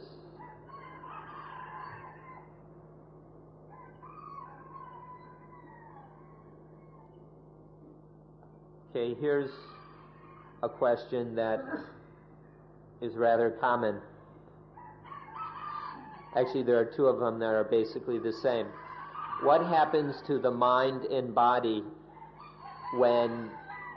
one dies? Which means, I guess, when the physical body dies. What is left after death? And a similar question is, does consciousness continue in some form or another? มีอะไรเมื่อร่างกายนี้ตายแล้วกายกับใจกับกายนี้มันจะไปอย่างไรเมื่อร่างกายตายแล้วกายกับใจจะเป็นไปอย่างไรจะมีอะไรเหลือหลังจากตายแล้วหรือไม่นั่นมันคนละเรื่องแล้วไม่ใช่เรื่องอานาปานสติแล้วเป็นเรื่องอื่นแล้วในทางพุทธศาสนาเราไม่ถือว่ามี มีอัตตาหรือตัวตนที่จะไปอัตตาหรือตัวตนเกิดทุกครั้งที่มีปฏิจจสมุปบาทในขั้นอุปาทานที่ถ้าคุณยังรักอานาปานสติอยู่ก็เตรียมตัวตายให้ดีที่สุดเตรียมตัวตายให้ดีที่สุดคือว่าคุณต้องการอะไรคุณต้องการอะไรก็คุณเอาสิ่งนั่นแหละมาทำอานาปานสติเมื่อจะตายโดยเฉพาะอย่างยิ่งเราต้องการความดับไม่เหลือแห่งอัตตาหรือพระนิพพานดับไม่เหลือดับไม่มีอะไรเหลือดับไม่มีปัจจัยอะไรเหลือเราก็มาทำต้องการดับไม่มีอะไรเหลืออยู่ทุกครั้งที่หายใจเข้าออกทุกครั้งที่หายใจเข้าออกต้องการดับไม่มีอะไรเหลือดับไม่มีอะไรเหลือดับไม่มีเหลือจนตายเนี่ยอานาปานสติที่ใช้เป็นผลดีที่สุดเมื่อจะตาย This question doesn't have is on a different subject. It's not related to anapanasati. In Buddhism, there is no self. There's no atta to carry on after death. Buddhism doesn't, in Buddhism's observation of life, there is no self or atta to be found, which would some self or soul that would carry on after death. Now, if one practices anapanasati correctly, one is practicing for nibbana, or for a synonym of which is nirota. Nirota means to be thoroughly quenched. It's the quenching where there is no remainder, with nothing left over. So if one practices anapanasati for this remainderless quenching, for this thorough cessation, though you have to be careful what is quenched and not get too many wrong ideas about this. But if one practices anapanasati like this steadily up until the point of death, then there is this quenching with nothing remaining. เกี่ยวกับตายแล้วไปเกิดใหม่อีกงั้นต้องเข้าใจให้ดีๆเราต้องการจะดับทุกข์แต่ความทุกข์มันอยู่ที่นี่มันไม่ได้อยู่ต่อตายแล้วความทุกข์มันอยู่ที่นี่เราไม่ต้องนึกต่อตายเราดับทุกข์กันที่นี่นั่นแหละถูกต้องถ้าเราเชื่อว่าตายแล้วไปเกิดถ้าสมมติท่านเชื่อว่าตายแล้วไปเกิดถ้าไปเกิดอีกก็เป็นทุกข์อย่างเดียวกับที่นี่เป็นทุกข์อย่างเดียวกับที่นี่ก็จะดับอย่างเดียวกับที่นี่ถ้าเราดับให้ได้ที่นี่แล้วก็หมดปัญหาไม่ต้องมีปัญหาเกี่ยวกับต่อตายไปแล้วจะต้องไปดับทุกข์กันอีกความทุกข์อยู่ที่นี่ต้องดับทุกข์กันที่นี่ไม่ต้องสนใจถ้าไปเกิดอีกก็ต้องทำอย่างเดียวกันอีกมันสนใจแต่อย่างนี้อย่างเดียวก็พอWith these ideas about dying and then being reborn or reincarnated somewhere, one has to be very careful about these things, because our goal is to end dukkha, to quench dukkha, and dukkha is here, and so you've got to quench it, you've got to end the dukkha here. If imagine that if you died and then there was some rebirth somewhere, well then there's just more dukkha. So be very careful about these ideas, because the problem is dukkha here and now. The problem is not dukkha in the future. จะมีรีบอร์นกี่ครั้งรีบอร์นความทุกข์ก็อย่างเดียวกันนี่อย่างเดียว No matter how many times you might get reborn, if there's such a thing, there's only one. Dukkha is always the same. จะดับทุกข์ที่เมืองไทยหรือไปดับทุกข์ที่อเมริกาความทุกข์ก็อย่างเดียวกันนะความทุกข์ก็อย่างเดียววิธีดับก็อย่างเดียว If you're going to end dukkha in Thailand or you're going to end dukkha in America or Europe, the way is the same. There's everywhere there's the same way of ending dukkha. เพราะความทุกข์มันอย่างเดียวกัน Because dukkha is the same everywhere. แล้วที่เขาถามว่ามีอะไรเหลือหลังจากตายแล้วอาจารย์จะพูดอะไรไหมไม่ใช่ปัญหาถ้าเหลือก็เรียกว่าไอ้ส่วนประกอบที่เราไปยืมมาจากธรรมชาติเช่นธาตุทั้ง6แล้วนั้นกระจายออกไปเหลืออยู่ตามธรรมชาติ As for the question of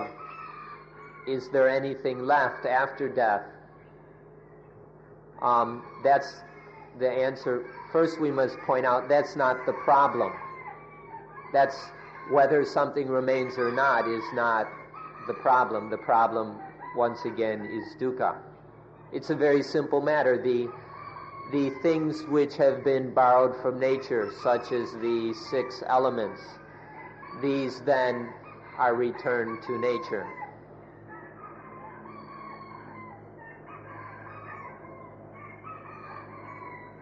Next question. Do you believe in God or in some form of higher power? ท่านอาจารย์เชื่อในเรื่องพระเจ้าหรือในอะไรที่อาจจะเรียกว่าอำนาจสูงสุด เราใช้คำว่า God ซึ่งแปลเป็นพระเจ้า God กับพระเจ้านี่สิ่งเดียวกันแต่เราจะถือเอาความหมายของมันไม่เอาคำพูดเพราะคำพูดมันจะไม่แน่นอนเป็นภาษาต่างๆกันมันก็อธิบายต่างๆกันแต่ถ้าเอาความหมายแล้วก็เหมือนกัน God คือพระเจ้านะคือสิ่งสูงสุดที่เราต้องเชื่อฟังสิ่งสูงสุดที่เราต้องเชื่อฟังทุกคนมีสัตว์เดรัจฉานก็มีสุนัขก็มีมันมีสิ่งสูงสุดที่มันต้องเชื่อฟังสิ่งไรสูงสุดจนเราต้องเชื่อฟังสิ่งนั้นน่ะคือพระเจ้าถ้าท่านจะมีพระเจ้าอย่างที่สอนกันในคริสเตียนก็เป็นอย่างบุคคลหรือมีความคิดนึกอย่างบุคคลนั่นก็เป็น personal God แต่ในพุทธบริษัทนี่เราไม่มี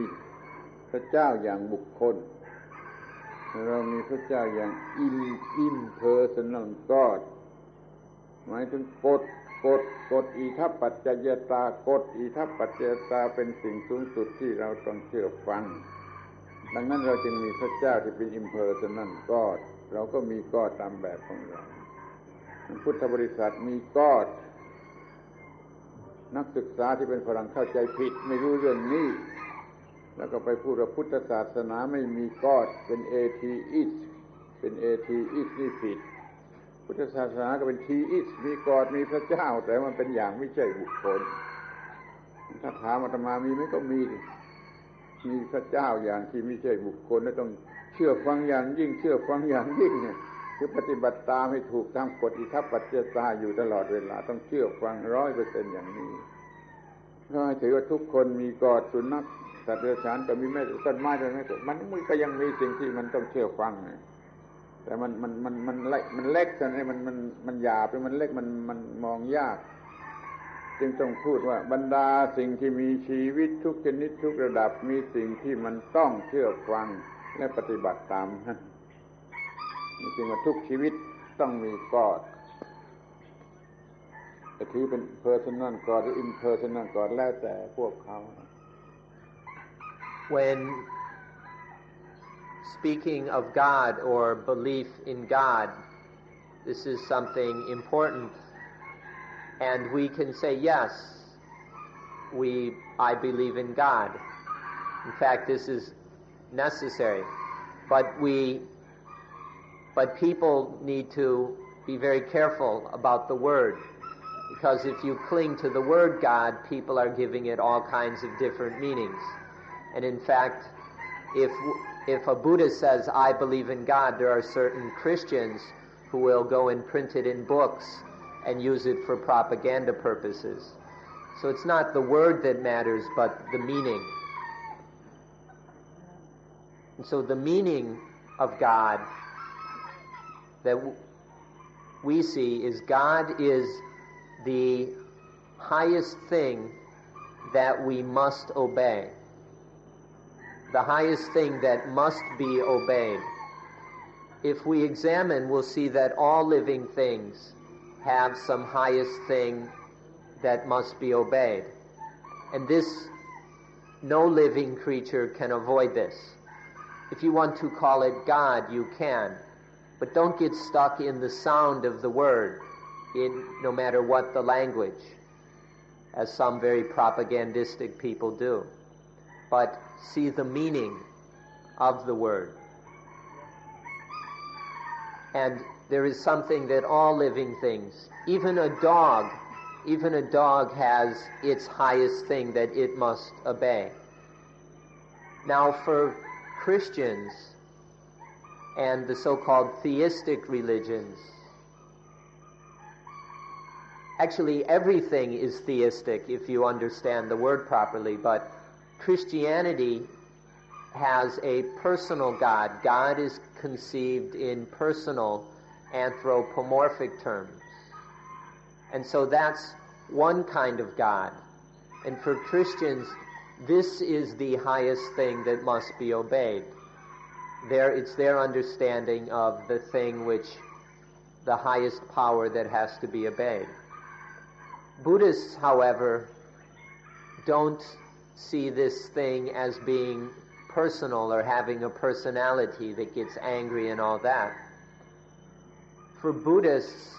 the highest thing which must be obeyed is a law and not a person. It's the law of nature, or the truth of nature, which we call itappajayata, the law of conditionality, the fact that all things happen through conditions, through causes and conditions. For Buddhists, this is the thing which must be obeyed, and this is absolute. There's no escaping this law of nature. So let's not cling to words, but understand the meaning of them. And you'll see that all living things, even plants, snails, worms, dogs, all of them have some highest thing that must be obeyed. If it's not obeyed, there is pain, there is suffering. And so if we speak in this way, everyone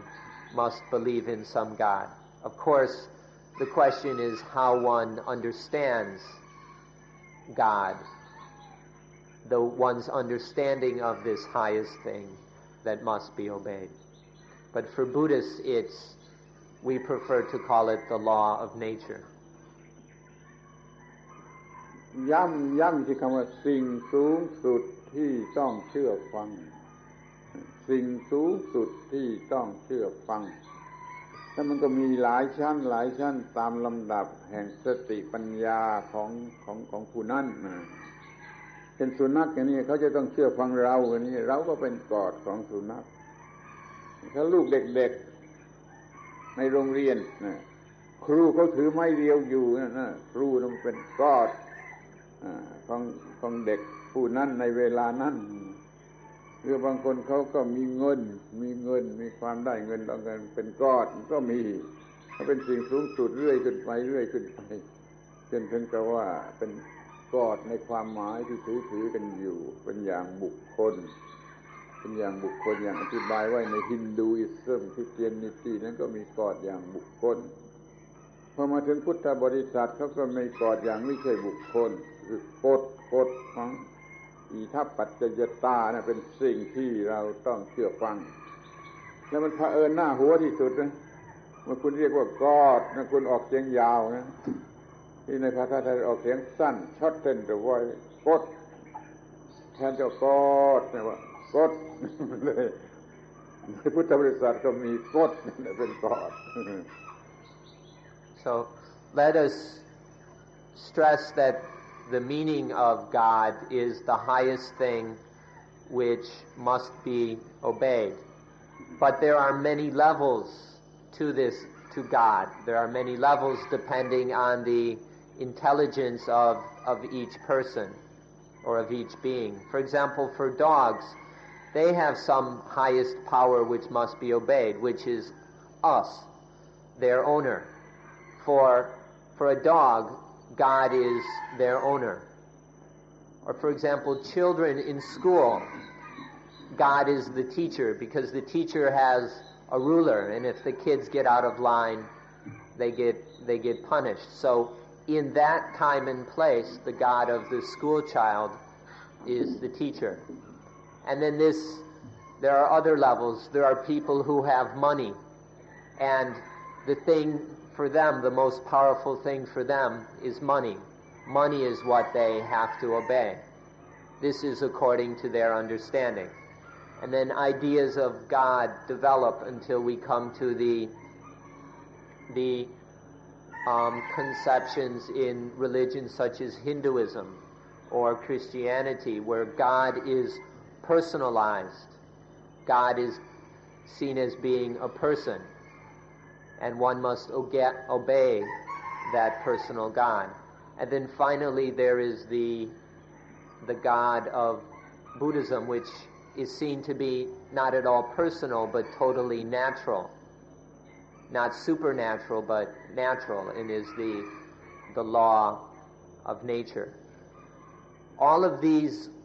levels of God must be obeyed according to the intelligence and understanding of each person. In fact, each person has their own God, although this may change from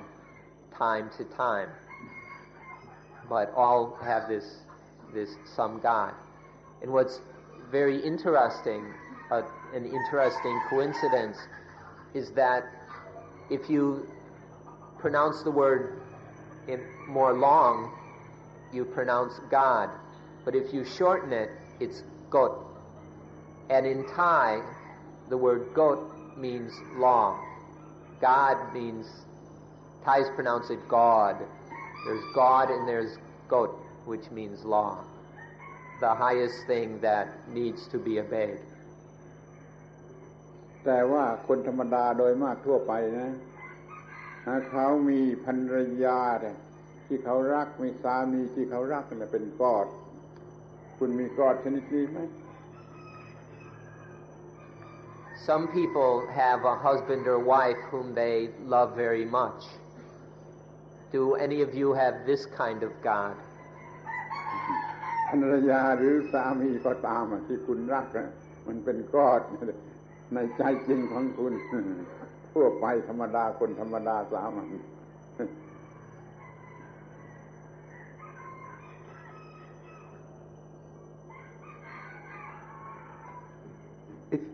If you achieve nirvana, are you breaking the laws of nature?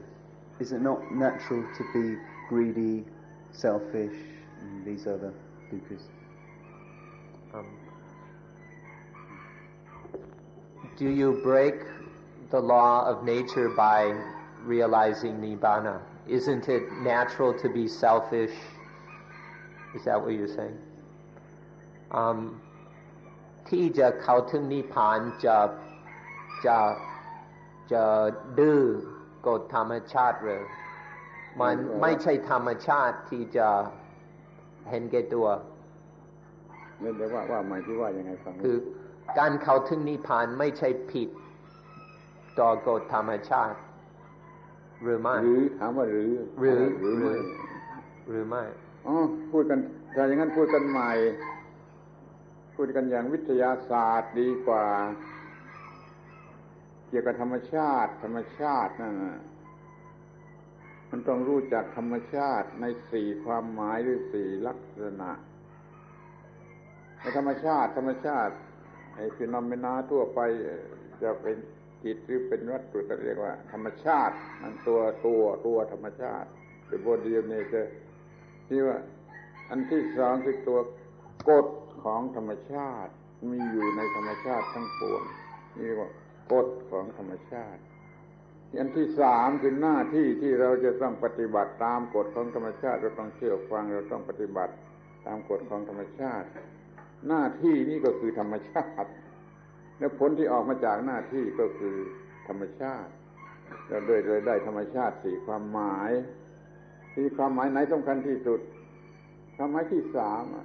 duty in accordance with the law of nature นี่พระเจ้าที่แท้จริงอยู่ที่นี่อยู่ที่ตัวกฎของธรรมชาติเราปฏิบัติถูกต้องตามนี้ได้แล้วเราก็เป็นนิพพานได้เพราะฉะนั้นไม่ใช่นอกธรรมชาติไม่ใช่ผิดธรรมชาติเป็นไปตามกฎของธรรมชาติที่ปฏิบัติดีแล้วก็บรรลุนิพพานรู้จักธรรมชาติสี่ความหมายแล้วก็จะรู้จักกฎที่แท้จริงโดยธรรมชาติคือหน้าที่คือกฎ the law of nature นะคือกฎหรือกฎในความหมายตามธรรมชาติหรือพูดอย่างวิทยาศาสตร์ก็ได้ The word Dhamma means nature, and there are four meanings to this word nature. There are four aspects of nature. The first meaning or aspect of nature is all things, everything existing in this world, all the mental and physical things of this world. The second meaning of nature is the law of conditionality which governs all these material and mental things. The third meaning of nature is the duty that needs to be followed according to that law of nature. If there is a law that's governing all these mental and physical things, then all those mental and physical things must harmonize with, must follow that law, and this is called duty. And then the fourth kind of nature is the fruits, the results that come from doing that duty. Now, of these four meanings of nature, the most important is the third one, because that's what we practice. The most important meaning of nature is the duty according to natural law. But this is just more nature. This is totally natural that there is a duty to be done. And when the duty is done, the result is coolness, is nibbana. And when the duty is done perfectly, there is the perfect result of perfect coolness, or nibbana. And this is just more nature. So if you study the meaning of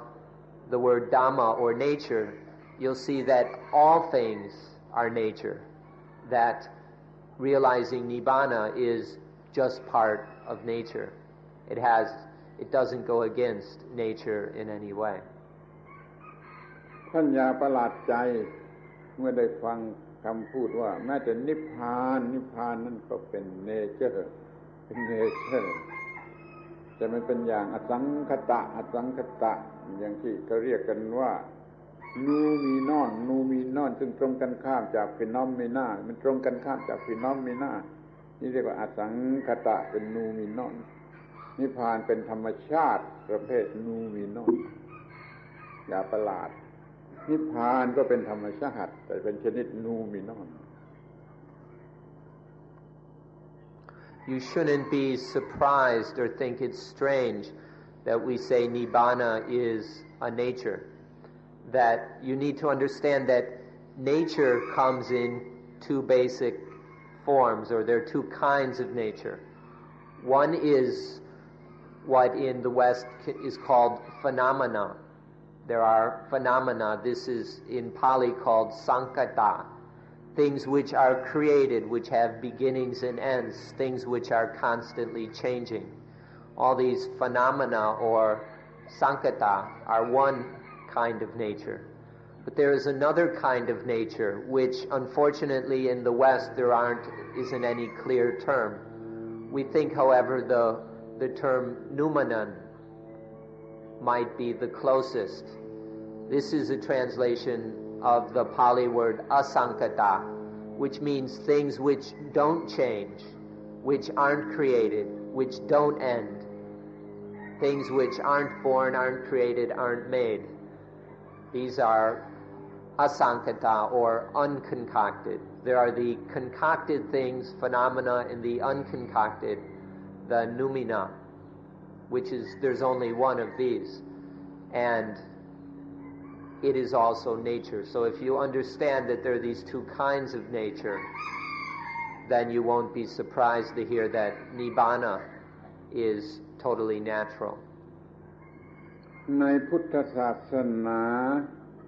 ไม่มีซิลเปอร์เนเจอร์คือทั้งเนเจอร์และซิลเปอร์เนเจอร์เป็นเนเจอร์โดยเสมอกันเราไม่มีซิลเปอร์เนเจอร์เอาเนเจอร์เราไม่มีแต่เนเจอร์อย่างเดียวนี่คำว่าเนเจอร์ในพุทธศาสนาหมายความอย่างนี้ไม่มีซิลเปอร์เนเจอร์ In Buddhism there is nothing supernatural. We don't have the word supernatural. Everything is nature. Even the law of nature may govern other natures, but that law of nature is still natural. It's still part of nature. There isn't anything which is outside of, be of, or beyond nature. So we don't use the word supernatural. Super nature มีสำหรับเด็กๆมีสำหรับลูกเด็กๆถ้ารู้จัก nature ถูกต้องครบสมบูรณ์แล้วไม่มี super nature. The word supernature or supernatural is for children. But if you understand nature thoroughly and correctly, you won't need this childish idea of supernatural. แล้วความมันไม่ใช่ผิดธรรมชาติที่จะไม่เห็นแก่ตัวเพราะว่าเขาทั้งหลายคิดว่าต้องเห็นแก่ตัวอันนี้ธรรมชาติเป็นสัญชาตญาณเห็นแก่ตัวก็เป็นเนเจอร์เห็นแก่ตัวหรือไม่เห็นแก่ตัวก็เป็นเนเจอร์ natural. I reminded about the part about selfishness and whether selfishness is unnatural or unselfishness is unnatural. And he said, both selfishness and unselfishness are natural. Selfishness is natural, and it brings on the further natural things of pain, suffering, crime, and all kinds of severe ecological problems. Whereas unselfishness is equally natural, but it brings on different natural results, one such as peace and freedom from dukkha. จะเป็นความผิดหรือเป็นความถูกจะเป็นดำหรือจะเป็นขาวมันก็เป็นเนเจอร์ของมันเองทั้งนั้นเป็นเนเจอร์โดยเท่ากัน Whether it is wrong, whether being wrong or being right, whether black or white, all of these are natures. All of them are natural. ทุกคู่ก็แพ้ opposite เป็นเนเจอร์ All of the different pairs of opposites, male, female, up and down, all of these are just natures, are natural.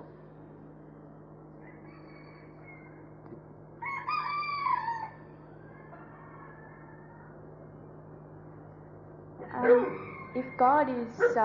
the law of nature and there's nothing beyond that, then how did the law of nature come to exist in the first place? ถ้ากาดคือกฎแห่งธรรมชาติและไม่มีอะไรนอกเหนือจากกฎแห่งธรรมชาติกฎแห่งธรรมชาตินี้มันจะได้เกิดขึ้นอย่างไรมันจะมาจากไหนนี่มันมีคำพูดในเฉพาะในพุทธศาสนานะเขาเรียกว่าอสังคตะอสังคตะไม่ต้องอาศัยปัจจัยอะไรมีอยู่ได้เองเป็นธรรมชาติชนิดที่มันมีอยู่ได้เองตามธรรมชาติสังคตะต้องมีเหตุมีปัจจัยอะไรเป็นพวก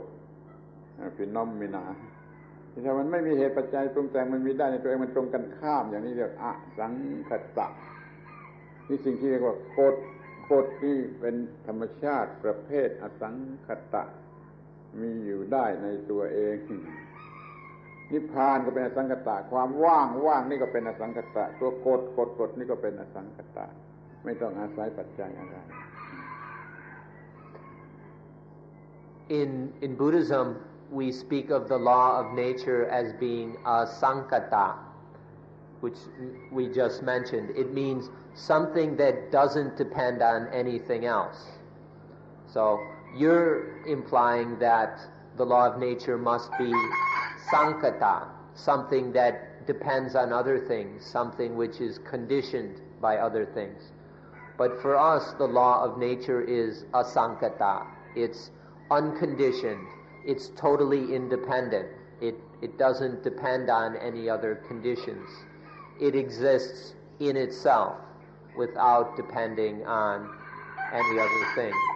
We speak of the law of nature, we speak of nibbana, we speak of voidness as being asankata. It need not depend on anything, including our thoughts. None of these things depend on us or our thinking or our beliefs or any of that. นี่คือคำธรรมะที่เข้าใจยากที่สุดในพระพุทธศาสนาสิ่งนั้นไม่มีเหตุปัจจัยอะไรสิ่งนั้นไม่ต้องอาศัยอะไรสิ่งนั้นเป็นอยู่ได้เองเป็นอสังขตะจะอธิบายคำว่าอตัมมยตาให้เขาเข้าใจ This is a very difficult thing to understand in Buddhism, this asankata, which has no causes, which has no conditions, this reality that doesn't depend on anything else, but it exists by itself. Although it's very interesting that if we speak very carefully, we say that the asankata is neither existence nor non-existence. But that's even harder to understand. There's a word that expresses this. It's adammayata, and he asked me to explain this. Adammayata means not conditioned by that thing, or not dependent on that condition. Sankata, ordinary concocted things which have beginnings and ends, which are always changing, these are always dependent on other things. And this is how our minds usually are. Our minds are always depending on thoughts, on feelings, and so on. But there is a reality which we're trying to point to. Sometimes we call it nibbana, sometimes we call it the law of nature, depending on how we're looking at it. And this is asankata. It depends on nothing, as we've been explaining. And another name for that is adammayata, the state or the reality, the truth, which isn't conditioned by that. The reality which is means not, dang means that. Maya means made by or formed out of. So, da means the truth or the reality, the nature. So that nature which isn't dependent on anything, isn't conditioned by anything. This is called adammayat. Another word for that is adammayata. Asankata means unconcocted. And there are other words which mean unborn, undying, unchanging, and so on. When the mind can realize this reality of asankata, of adammayata, when the mind realizes adammayata, we can say the mind has adammayata. And when the mind has adammayata, the mind is totally free. Then the mind isn't dependent on any thoughts, on any feeling, on any worldly condition. The mind is totally independent. This means it's not grasping at anything. It's not attaching to anything. And this we can call the unconcocted mind. The mind that is totally independent because it has realized adammayata. บางทีเราก็เรียกด้วยคำว่า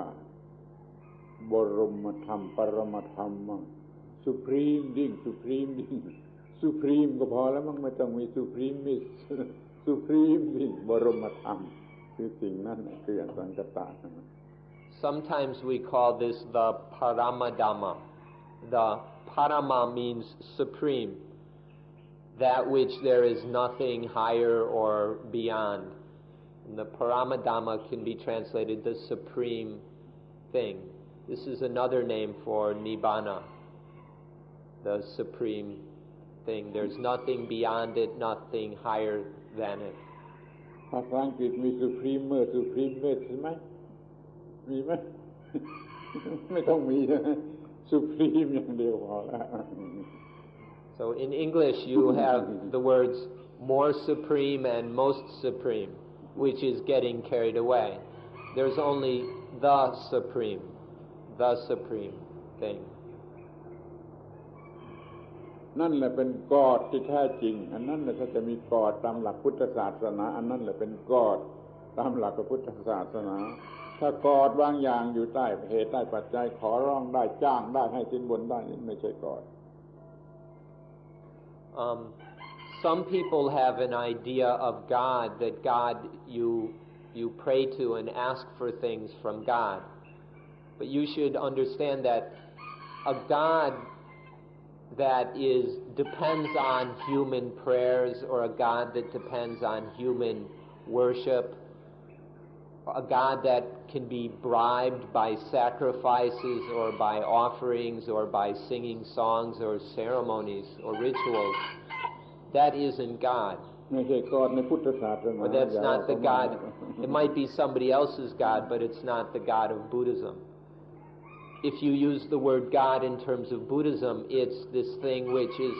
totally independent of all other things, of all other natures.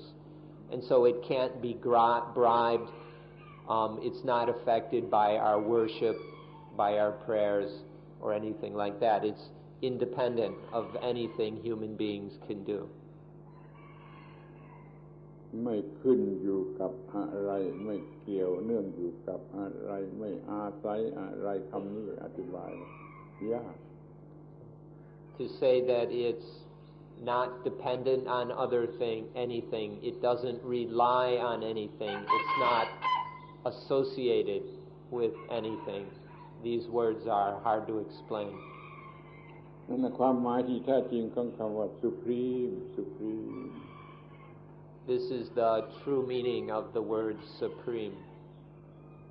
Independent,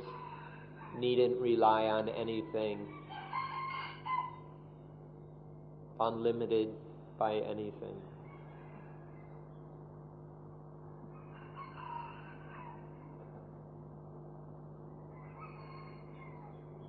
Have you experienced the Panama Dhamma? แล้วท่านเองได้ประสบได้เข้าถึง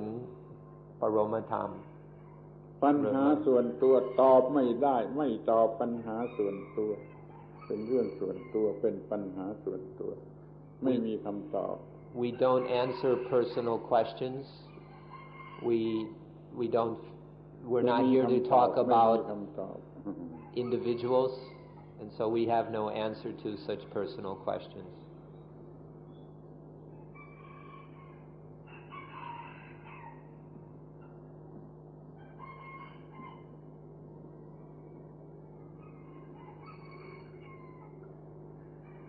As the space element is the background against which the others are known or exist, is Nibbana the background against which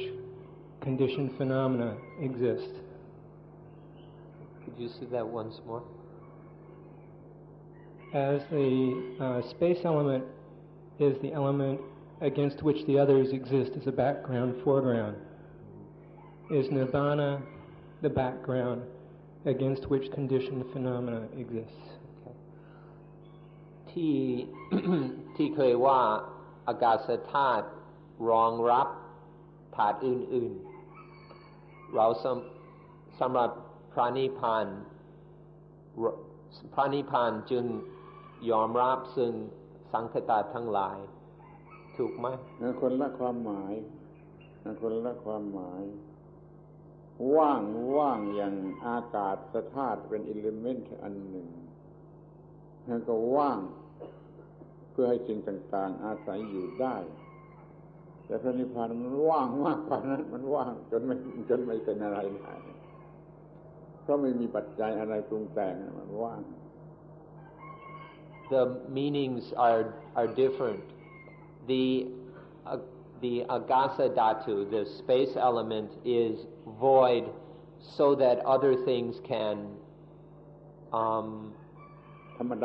take place or happen. This is a very ordinary meaning of voidness.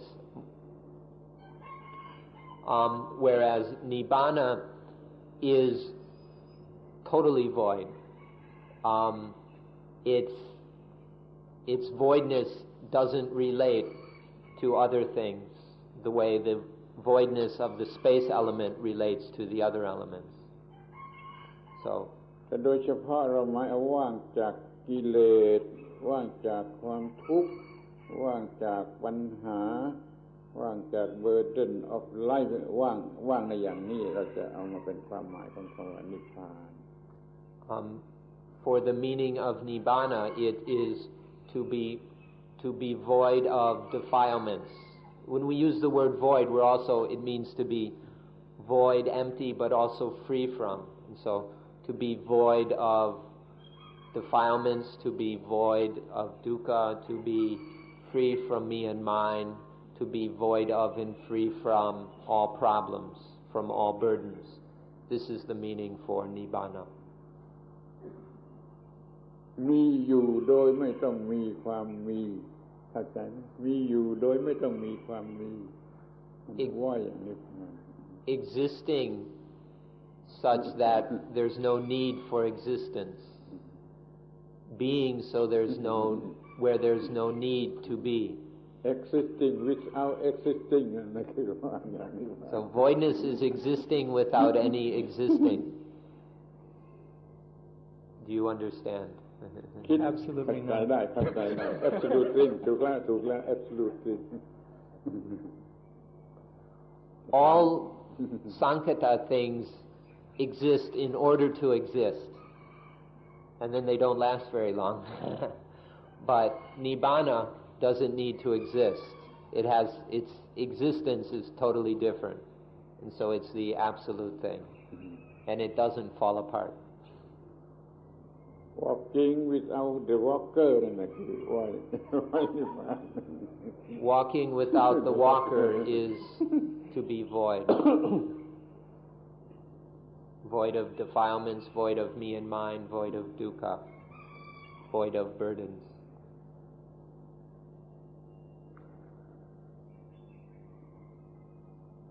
During meditation, one is very much concentrated only on oneself. This can be quite selfish if it is done only for the benefit of oneself and not for the benefits of others too. Looking around, there are many beings suffering who need our help urgently. How can we help others through meditation? เมื่อฝึกสมาธิเราก็สนใจตัวเองมากเป็นพิเศษอันนี้อาจจะเป็นอันนี้สามารถเป็นความเห็นแก่ตัวถ้าเราทำเพื่อประโยชน์ของตนและไม่ใช่เพื่อผู้อื่นด้วยถ้าเรามองอยู่รอบๆเราจะเห็นสัตว์และเพื่อนมนุษย์หลายคนที่กำลังมีทุกข์ที่ต้องการความช่วยเหลือจากเราจะช่วยผู้อื่นได้อย่างไรโดยฝึกสมาธิความเห็นแก่ตัวนั้นต้องโดยอำนาจของอวิชชาถ้าเราทำไปเพื่อจะให้ตัวเราดีขึ้นสูงขึ้นนี่ด้วยอำนาจของวิชา wisdom intuitive wisdom real wisdom อย่างนี้ไม่เรียกว่าเห็นแก่ตัวถ้าเห็นแก่ตัวด้วยอำนาจของอวิชชาถ้าโดยอำนาจของวิชาไม่ใช่เห็นแก่ตัวพอเราเปลื้องตัวออกมาได้จากอำนาจของอวิชชานี่แล้วเราก็ช่วยผู้อื่นให้ออกมาจะได้จากอำนาจของอวิชชาเขาก็ไม่มีตัวและไม่เห็นแก่ตัวด้วยเหมือนกัน Selfishness is due to the power of ignorance. If it isn't ignorance, then you can't call it selfishness.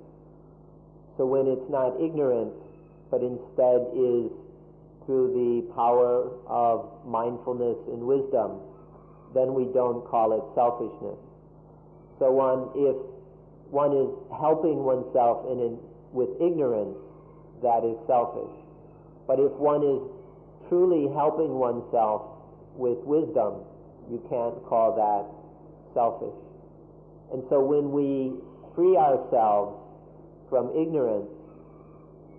then we can also help to free others from ignorance, so that they're no longer selfish. When we can free ourselves, see, if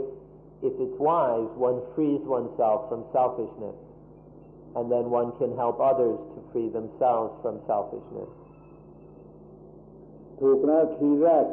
ที่จุดตั้งต้นมันอาจจะมีความเห็นแก่ตัวเชื่ออยู่บ้างแต่พอเราทำไปความเห็นแก่ตัวหายไปจนไม่มีตัวเราก็เรียกว่าไม่เห็นแก่ตัวจากความเห็นแก่ตัวไปสู่ความไม่เห็นแก่ตัวนั่นคือการปฏิบัติ Of course, at the beginning, when we get started, there's some selfishness. There may be a lot of selfishness. But if we practice correctly, there's less and less selfishness. The more correct our Dhamma practice, the less selfishness there is, until there's no more selfishness. So at the start, there's a lot of selfishness. And then as we practice more and more correctly, there's less and less selfishness. So Dhamma practice is this transformation from selfishness to unselfishness. Don't expect to be totally unselfish at the beginning, but try to get free from it as quickly as possible. มาที่นี่อย่างทัวริสต์นี่เห็นแก่ตัวกลับไปอย่างขึ้นไม่เห็นแก่ตัวเอาตัวทิ้งมาที่นี่ทัวริสต์เห็นแก่ตัวขึ้นกลับไปไม่เห็นแก่ตัว So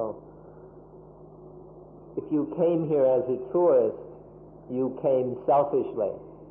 But if you leave as a pilgrim, you will have left self behind, and you, as a pilgrim, you will travel unselfishly. มาด้วยความเห็นแก่ตัวกลับไปอย่างไม่มีความเห็นแก่ตัว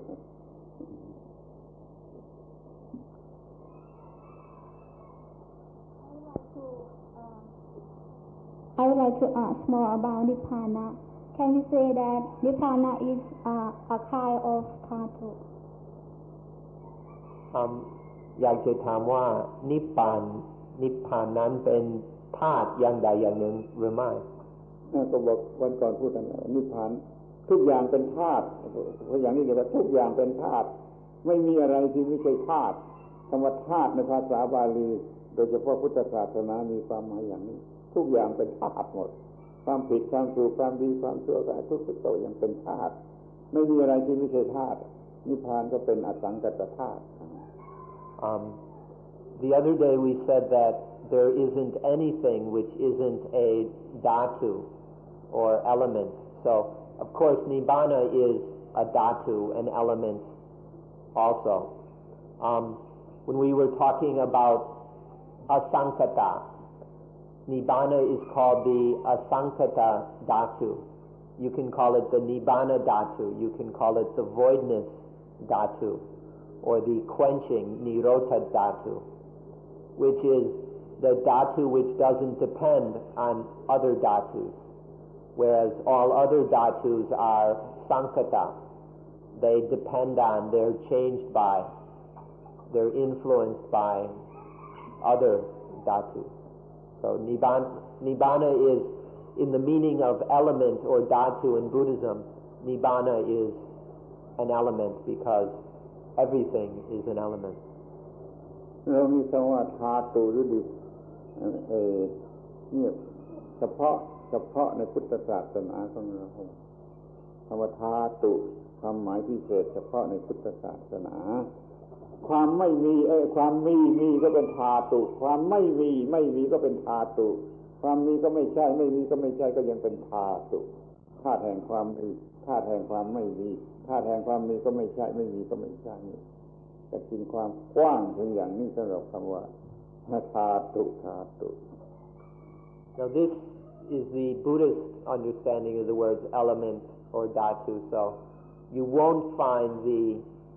Nibbana on the periodic table of elements, for example. But even in the Buddhist understanding of dhatu, there is the element of being, and there is the element of not being, and there is the element of neither being nor not being. All of these, being is an element, not being is an element, and neither being nor not being is an element in Buddhism. ว่าธาตุนี้คำนี้นะที่เป็นพุทธคำอย่างนี้ไม่มีในดิกชันนารีที่ใช้กันอยู่ในโลก This Buddhist meaning of dhatu, you won't find it in any of the dictionaries in the world. This is the problem. All the dictionaries leave out the Buddhist meanings of words. So people have trouble understanding them. We have to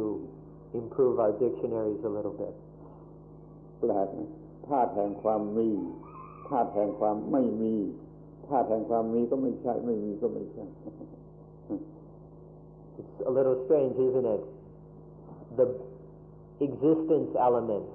the non-existence element, and the not existing and not existing element. ไม่มีในดิกชันนารีที่ใช้ในโรงเรียน And they don't have these this doesn't appear in the dictionaries you use at university.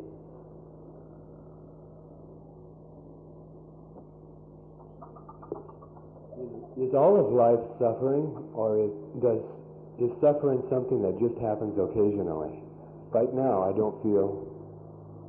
terribly distressed about anything, and usually I don't. If I was to analyze myself into smaller parts, there are many components and bacteria which could be undergoing distress right now. So the idea of life being suffering is somewhat paradoxical sometimes, because there are times when things don't appear to be in pain. You use the word not terribly stressed, which sounds like there's some stress, there's just not a lot. Are you saying no stress or some?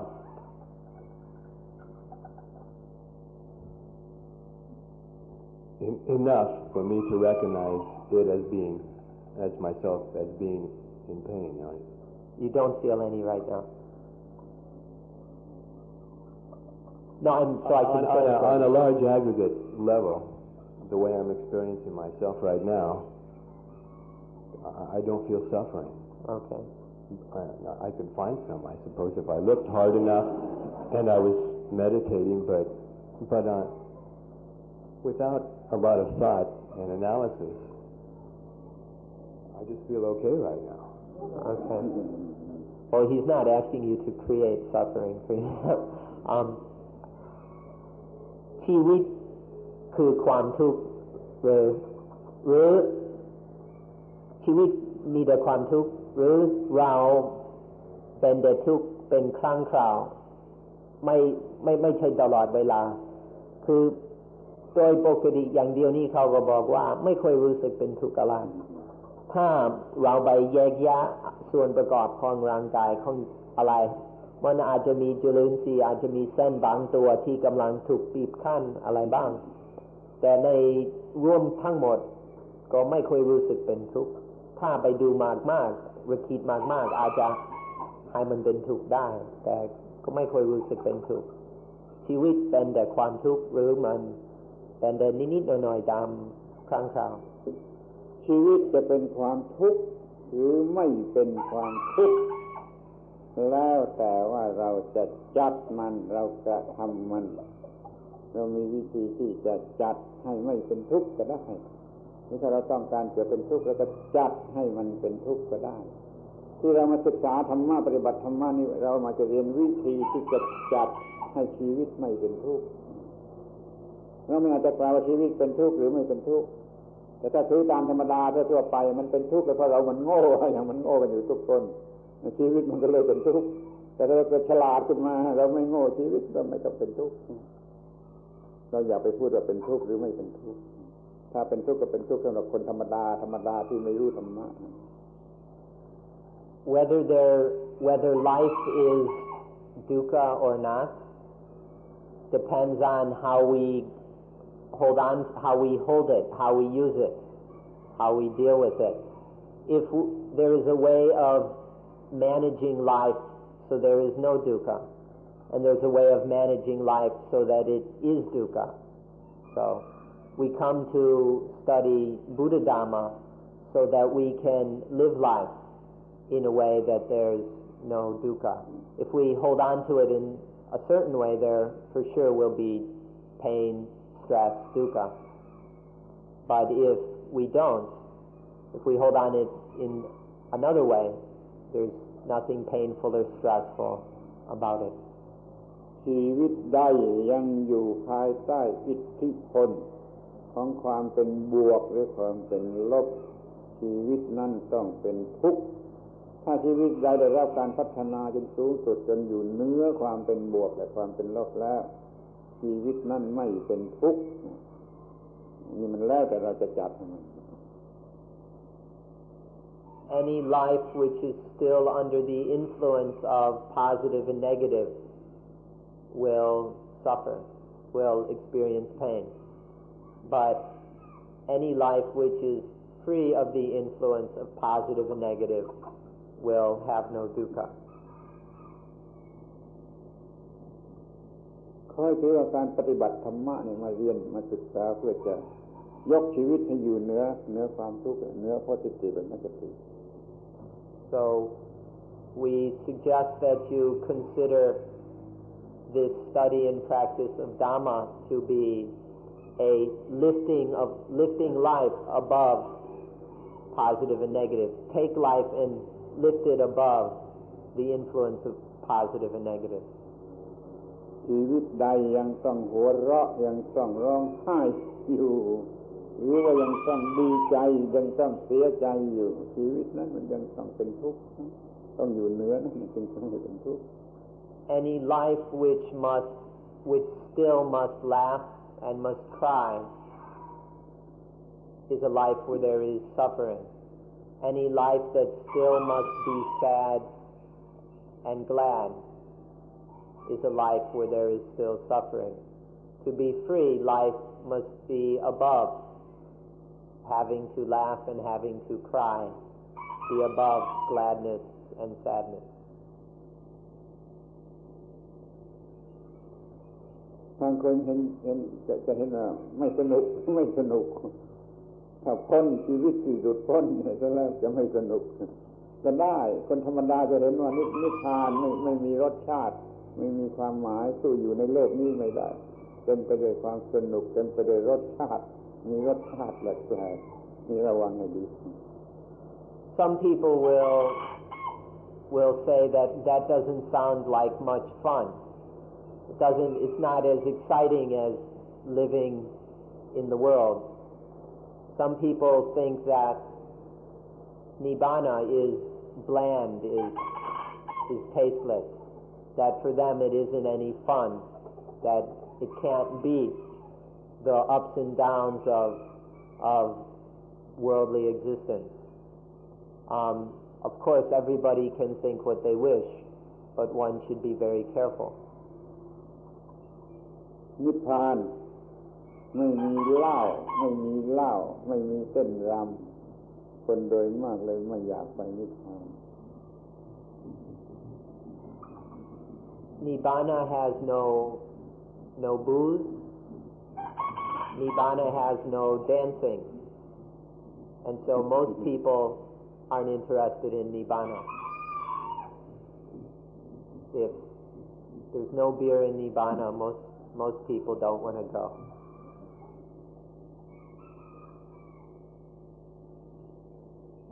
If, as I think you said, that when you die, consciousness and the elements return to nature, if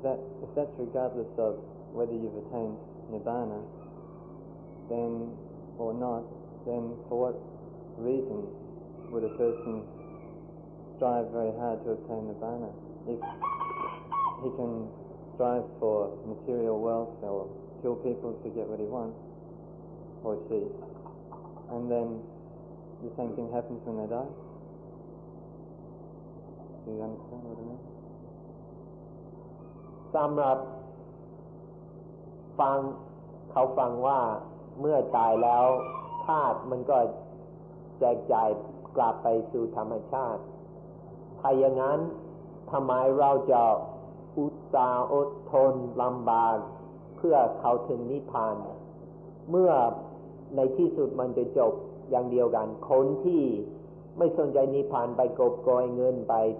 ถ่ายหน้าบนหลังผู้อื่นไปฆ่าคนอื่นไปทำอะไร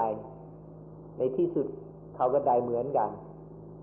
เพราะฉะนั้นทำไมเราจะลำบากเพื่อจะหานิพพานหรือจะได้นิพพานก็เพราะเราไม่ยอมลำบากไม่ยอมเป็นทุกข์ที่นี่ก็เดี๋ยวนี้เราจึงขจัดมันออกไปเราขจัดตัวตนเส้น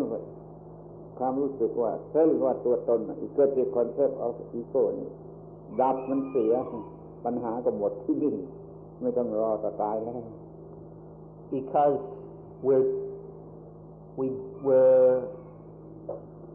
we don't want any problems we don't want these hassles right now right here we eliminate attachment we eliminate the me and mine right now in order to be free right now it's not something that we're waiting for at death it's not something that one gets at death where the question is right now living free of dukkha เรื่องอย่างนี้เคยมีมาแล้วนะเราเคยอ่านหนังสือพิมพ์พบว่าคริสเตียนนิกายเต็มเปิ้ลจะอยู่ที่แอฟริกาที่ไหนก็จำไม่แน่คริสเตียนทั้งหมู่ใหญ่ทั้งคณะนั้นเขาบอกว่าเดี๋ยวนี้เราปฏิบัติถูกต้องแล้วเป็นคริสเตียนที่ดีแล้วตายแล้วไปอยู่ในเส้นกับกอดเดินแน่นอนทำไมเราจะเสียเวลารออยู่ที่นี่เราตายแล้วไปอยู่กับกอดทันทีดีกว่าเขาจึงชวนกันกินยาพิษไซยาไนด์ชวนกันกินผู้ใหญ่ผู้เด็กผู้หญิงเด็กก็กินกันหมดก็ตายกันไปหมดอย่างนี้ก็เคยมี This kind of thinking has happened before. Many of you have heard about the Jim Jones in the Temple of God, or whatever his sect was called. They believed that they were living correctly, that their spiritual practice was perfect, and that if they died, they would go straight to God. So they figured out why wait? Why waste time sitting around on this earth when if we die, we go straight to God? So then they all drank cyanide Kool-Aid and killed themselves. So this kind of thinking has happened before, this idea of, if we die, the problem's over, so why not get it over with? Even the children were encouraged to drink the Kool-Aid. What was it, 300-something people died?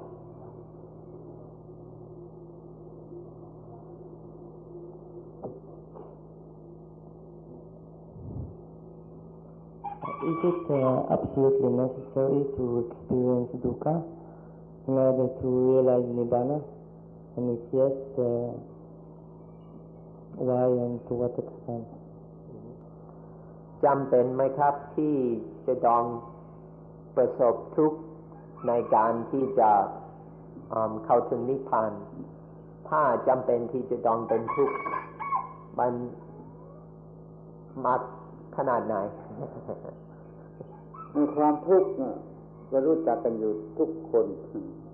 ขอบใจความทุกข์ทุกคนขอบใจความทุกข์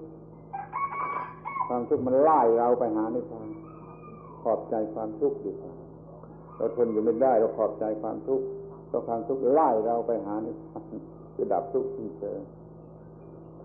All of us ought to know nibbana. In fact, all of us do know it, and we ought to be thankful for nibbana because it's what makes us wise. So everyone should be thankful for dukkha because it's what dukkha is what chases us to nibbana. Basically, you only have to experience dukkha for as long as you're stupid enough to make it. Once one is smart enough to stop creating dukkha, one no longer needs to learn from it. But as long as we haven't learned the lesson, then we have to keep spinning around in the dukkha of our own creation. ถ้าไม่ต้องการดับทุกข์ก็ไม่มีนิพพานถ้าไม่มีใครอยากจะดับทุกข์ก็ไม่มีนิพพาน Of course, if there's no interest in ending dukkha, then there's no nibbana.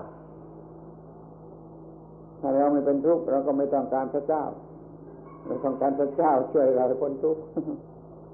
If there's no dukkha, then we don't need God to save us from dukkha. จะมีเวลาครับคงจะหมดเวลาขอบพระคุณเวลา2 ชั่วโมงครึ่งเวลา2 ชั่วโมงครึ่งครับเอาช่วยแจกดอกไม้สิเดี๋ยวนี้ก็ได้ help pass these out กันนิการะpass them around Indian jasmine so these are some of the ganikara blossoms to freshen your walking without a walker, smelling without a smeller.